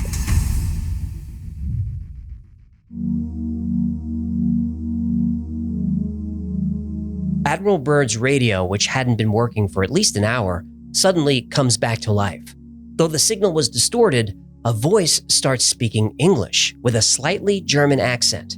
Welcome, Admiral, to our domain. We shall land you in exactly 7 minutes. Relax, Admiral, you are in good hands. The plane gently lands itself, and Admiral Byrd is met by several men, all tall with blonde hair. Aryans? Sounds like it. Byrd joins the strangers on a platform that levitates and rushes them toward the city at great speed. He's directed to an elevator that takes him quickly and silently deep underground. He is to have an audience with the Master. Admiral Byrd is led into another room where an older man is seated at a long table. Admiral Byrd is asked to sit down. The master says his people are called the Ariani, and they've been observing humans for a long time, but only now are they choosing to interfere. The master says that Admiral Byrd's race is too immature for atomic energy and are at risk of destroying themselves. The master says every time they try to make contact, their ships are fired upon and pursued by fighter planes. So instead, they chose Admiral Byrd to carry this message.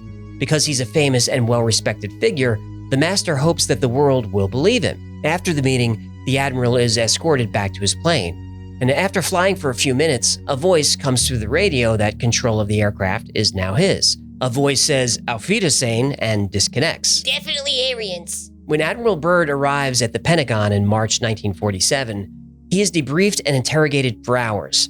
He relays the message from the master and advises the president. He's ordered to remain silent about the operation, and indeed, Admiral Richard E. Byrd never spoke a word about this mission again. The final entry in his diary is a number of years later. Admiral Byrd feels what he calls the long night coming, but doesn't want this knowledge to die with him. Just as the long night of the Arctic ends, the brilliant sunshine of truth shall come again.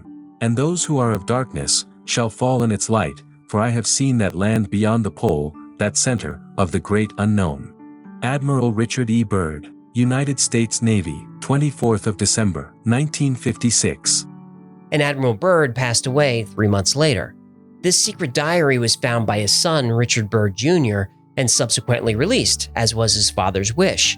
And 18 months after that, the Antarctic Treaty was signed, forbidding anyone from going to Antarctica without special permission from one of 12 signatory governments. And even with special permission, you may only go in a few small designated areas. Antarctica is bigger than Europe, bigger than Australia, bigger than the entire United States. Yet all that land is off limits. Why? Was there a secret Nazi base? Is there a civilization living underground? The UFOs described by the sailors in 1947 behave an awful lot like UFOs we're seeing right now. Since we can't go to their world, they could be trying to come to us, with the same warning they gave Admiral Byrd. So maybe instead of trying to destroy these craft and destroy each other, we might want to listen to what they have to say. And who knows? The entire fate of the world may depend on it.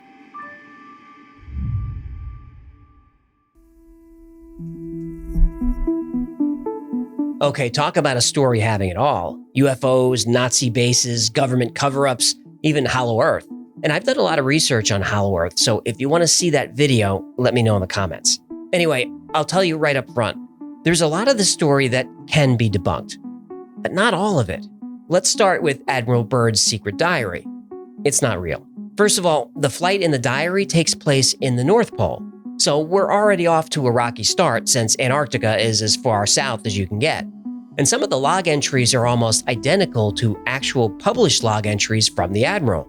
The same types of instrument failures, engine issues show up in both places for some reason.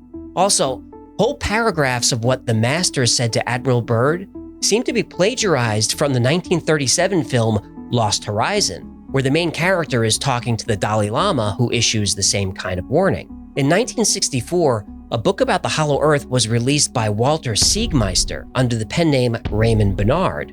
Admiral Byrd is mentioned quite a bit in the book. Bernard went on to write lots of books about UFOs and Hollow Earth, and later, when Byrd's secret diary appeared, guess who wrote the foreword? Yep, Raymond Bernard. But the dead giveaway for me? The secret diary is full of exclamation points. Like, lots of them. If you read any of Byrd's other logs, no matter how excited he gets, he doesn't write like he's posting on Reddit. He writes like a gentleman. So, what about the Nazis? Here's where it gets tricky. The Schwabenland did go to Antarctica in 1938, but its mission was to secure new ports for whaling to supply Germany with its own whale oil for margarine. Whoa. A Nazi mission to the South Pole for a delicious buttery spread? Exactly. Germany wasn't at war yet, but Hitler was planning it. A lot of oil and fat-based products were imported. Hitler wanted to make sure that these industries could continue and his army could be fed in case foreign supplies were cut off. The Nazi mission did claim some land for Germany, and it's widely thought that they did look for a location for a base and maybe even tried to build one, but no evidence of a base has been found. However, Nazi artifacts have been found in the Arctic, in the north. which could be why this story continues to circulate. But so far, nothing in the south. Could be underground. It could be. I'm not saying nothing's there, I'm just saying we haven't found it yet. Or they found it and aren't telling anybody. Well, that's always a possibility. The US government did lie about the real purpose of Operation Highjump. And it's true Admiral Byrd never spoke about it publicly, except for those cryptic comments in the Chilean newspaper El Mercurio. El Mercurio is a real paper, and Admiral Byrd did give them an interview. Obviously, the article was released in Spanish, but when it was translated back to English, his words were twisted around to make the story sound more dramatic. Never let the facts get in the way of a good story. Right. Byrd never said there are ships that can fly pole to pole at tremendous speeds. He said the United States could be attacked by planes coming from the poles, and it should be ready for that. And Operation Highjump had a press contingent, about a dozen reporters giving daily reports. There really wasn't much going on, so rather than send back a 3-word story, lots of ice, the reporters added their own flair. For example, Byrd did find a small lake that had uniquely warm temperatures with algae growing in it, but it was reported as a land of blue and green lakes and brown hills in an otherwise limitless expanse of ice. And the UFO attack? Right. In 1991, after the collapse of the Soviet Union, millions of secret documents were released. And one of those, written in 1947, was a description of Operation Highjump. And in 2006, a Russian documentary was released based on that secret intelligence report. The Soviets did believe that Operation Highjump was a mission to find and destroy a Nazi base. And look, with all that firepower, I don't think that's a stretch. The reports of the battle with UFOs comes from the Soviet documents. But it's iffy on the facts, and they got some of the names of the ships wrong. But they did get some right. And the US military has a history of changing a ship's name and rewriting the ship's story if it serves Navy policy. Propaganda. Always. The Soviet report said that UFOs weren't trying to destroy the American ships, which they easily could have done. They just wanted the ships to turn back. The mission was cut way short. The official reason for that is weather. But that's a lot of resources wasted because of weather. Were there really UFOs protecting something down there? Or is this disinformation deliberately leaked to the Soviets by US intelligence? I don't know. I've debunked as much as I can for you. Even though a lot of the story is false, not all of it is. And it seems as the only way we'll get answers is to go to Antarctica. But if there's one thing that every government in the world agrees on, it's that whatever is down there needs to stay there. But I'll leave you with these final thoughts. Just a few months after Operation Highjump, a UFO allegedly crashed in Roswell, New Mexico. The location of the crash is only a few miles from the world's first nuclear explosion. And Admiral Byrd did go missing for 3 hours and arrived back at camp 3 hours late. He was in a small, short-range airplane, so why didn't he run out of fuel? Don't forget to download War Thunder for free on PC, PlayStation, Xbox, or mobile. Use the links in the description. New and returning PC and console players can also claim a huge bonus pack, but it's only for a limited time, so act fast. 5+00. Thank you so much for hanging out with it. Sorry, hang on. Now you call, I'm almost finished. I'm sorry I didn't make it. I had an emergency. Really? Yeah, the CIB were asking about Gertie. The CIB? Camels in Black. She never told me she was abducted by aliens. That would explain why why don't we save this setup for a sponsor ad? Good idea. Go ahead with the plugs.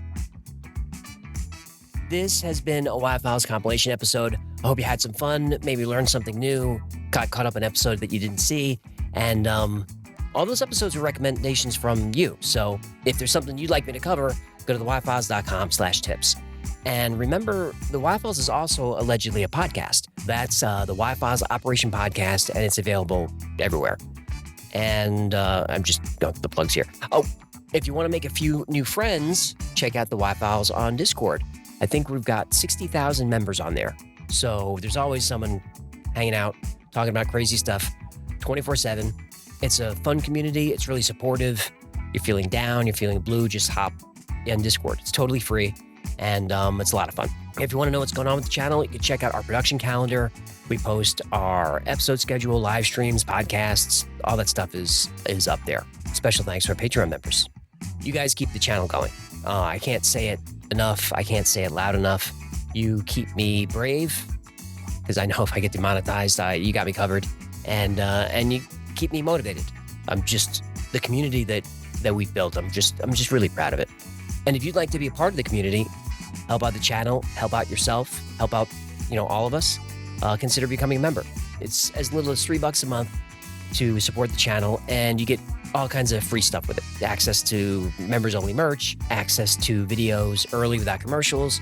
You get 2 private live streams every week that are just for members, and those are super fun because there's not a lot of people in there. When I do a live stream like on a Thursday night, we might have 15,000 people in the chat. Like I can't really read everything or keep up with it. But on Discord, it's me and the whole team, and there's only a few people hanging out. So you put your camera on, jump up on stage, and talk to all of us. Suggest something, tell a joke, tell a story, whatever you want to do. I think it's the best perk there is, for as little money as it costs. Another great way to support the channel is grab something from the Wi-Fi store. Grab yourself a heck of a t-shirt or one of these fistable coffee mugs. You can stuff your fist in, or your hoof, or your fin, or your flipper, whatever you got hanging off your arm there. Stick it in that mug. Or grab one of these haunted voodoo human dolls, one of these squeezy stuffed animal hecklefish talking fish toy dolls. Those are the plugs, and that's gonna do it. Until next time, be safe, be kind. Know that you are appreciated.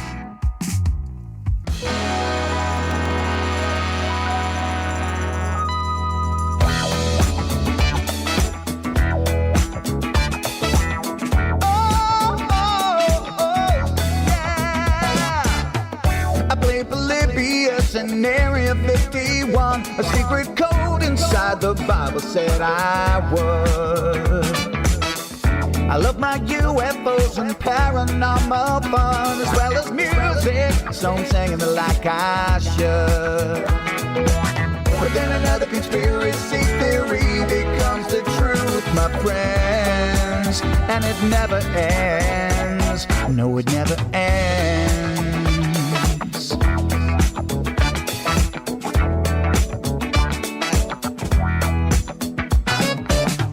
I feel the crap and got stuck inside Mels Hole with MK Ultra of being only too aware.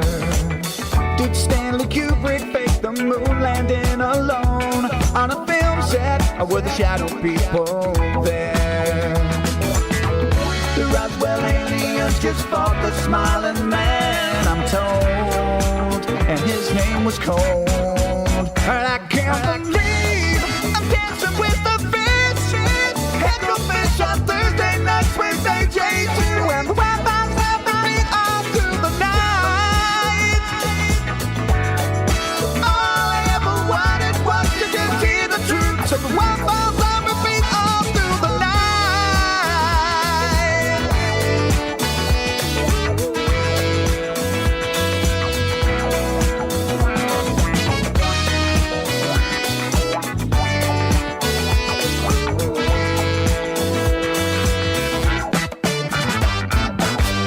The Mothman sightings and the solar storm still come to Agartha, the secret city underground.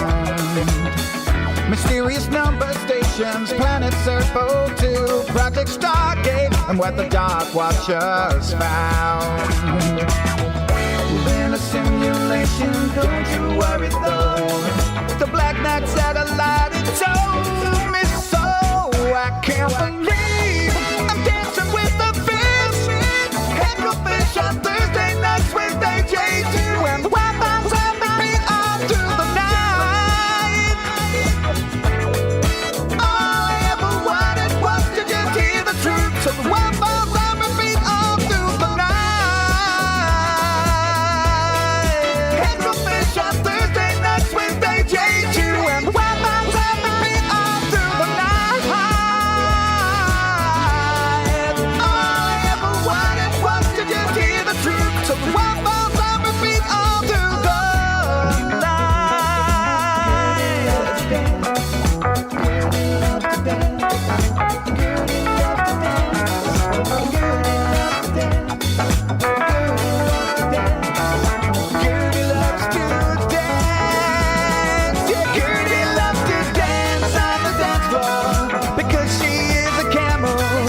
care what love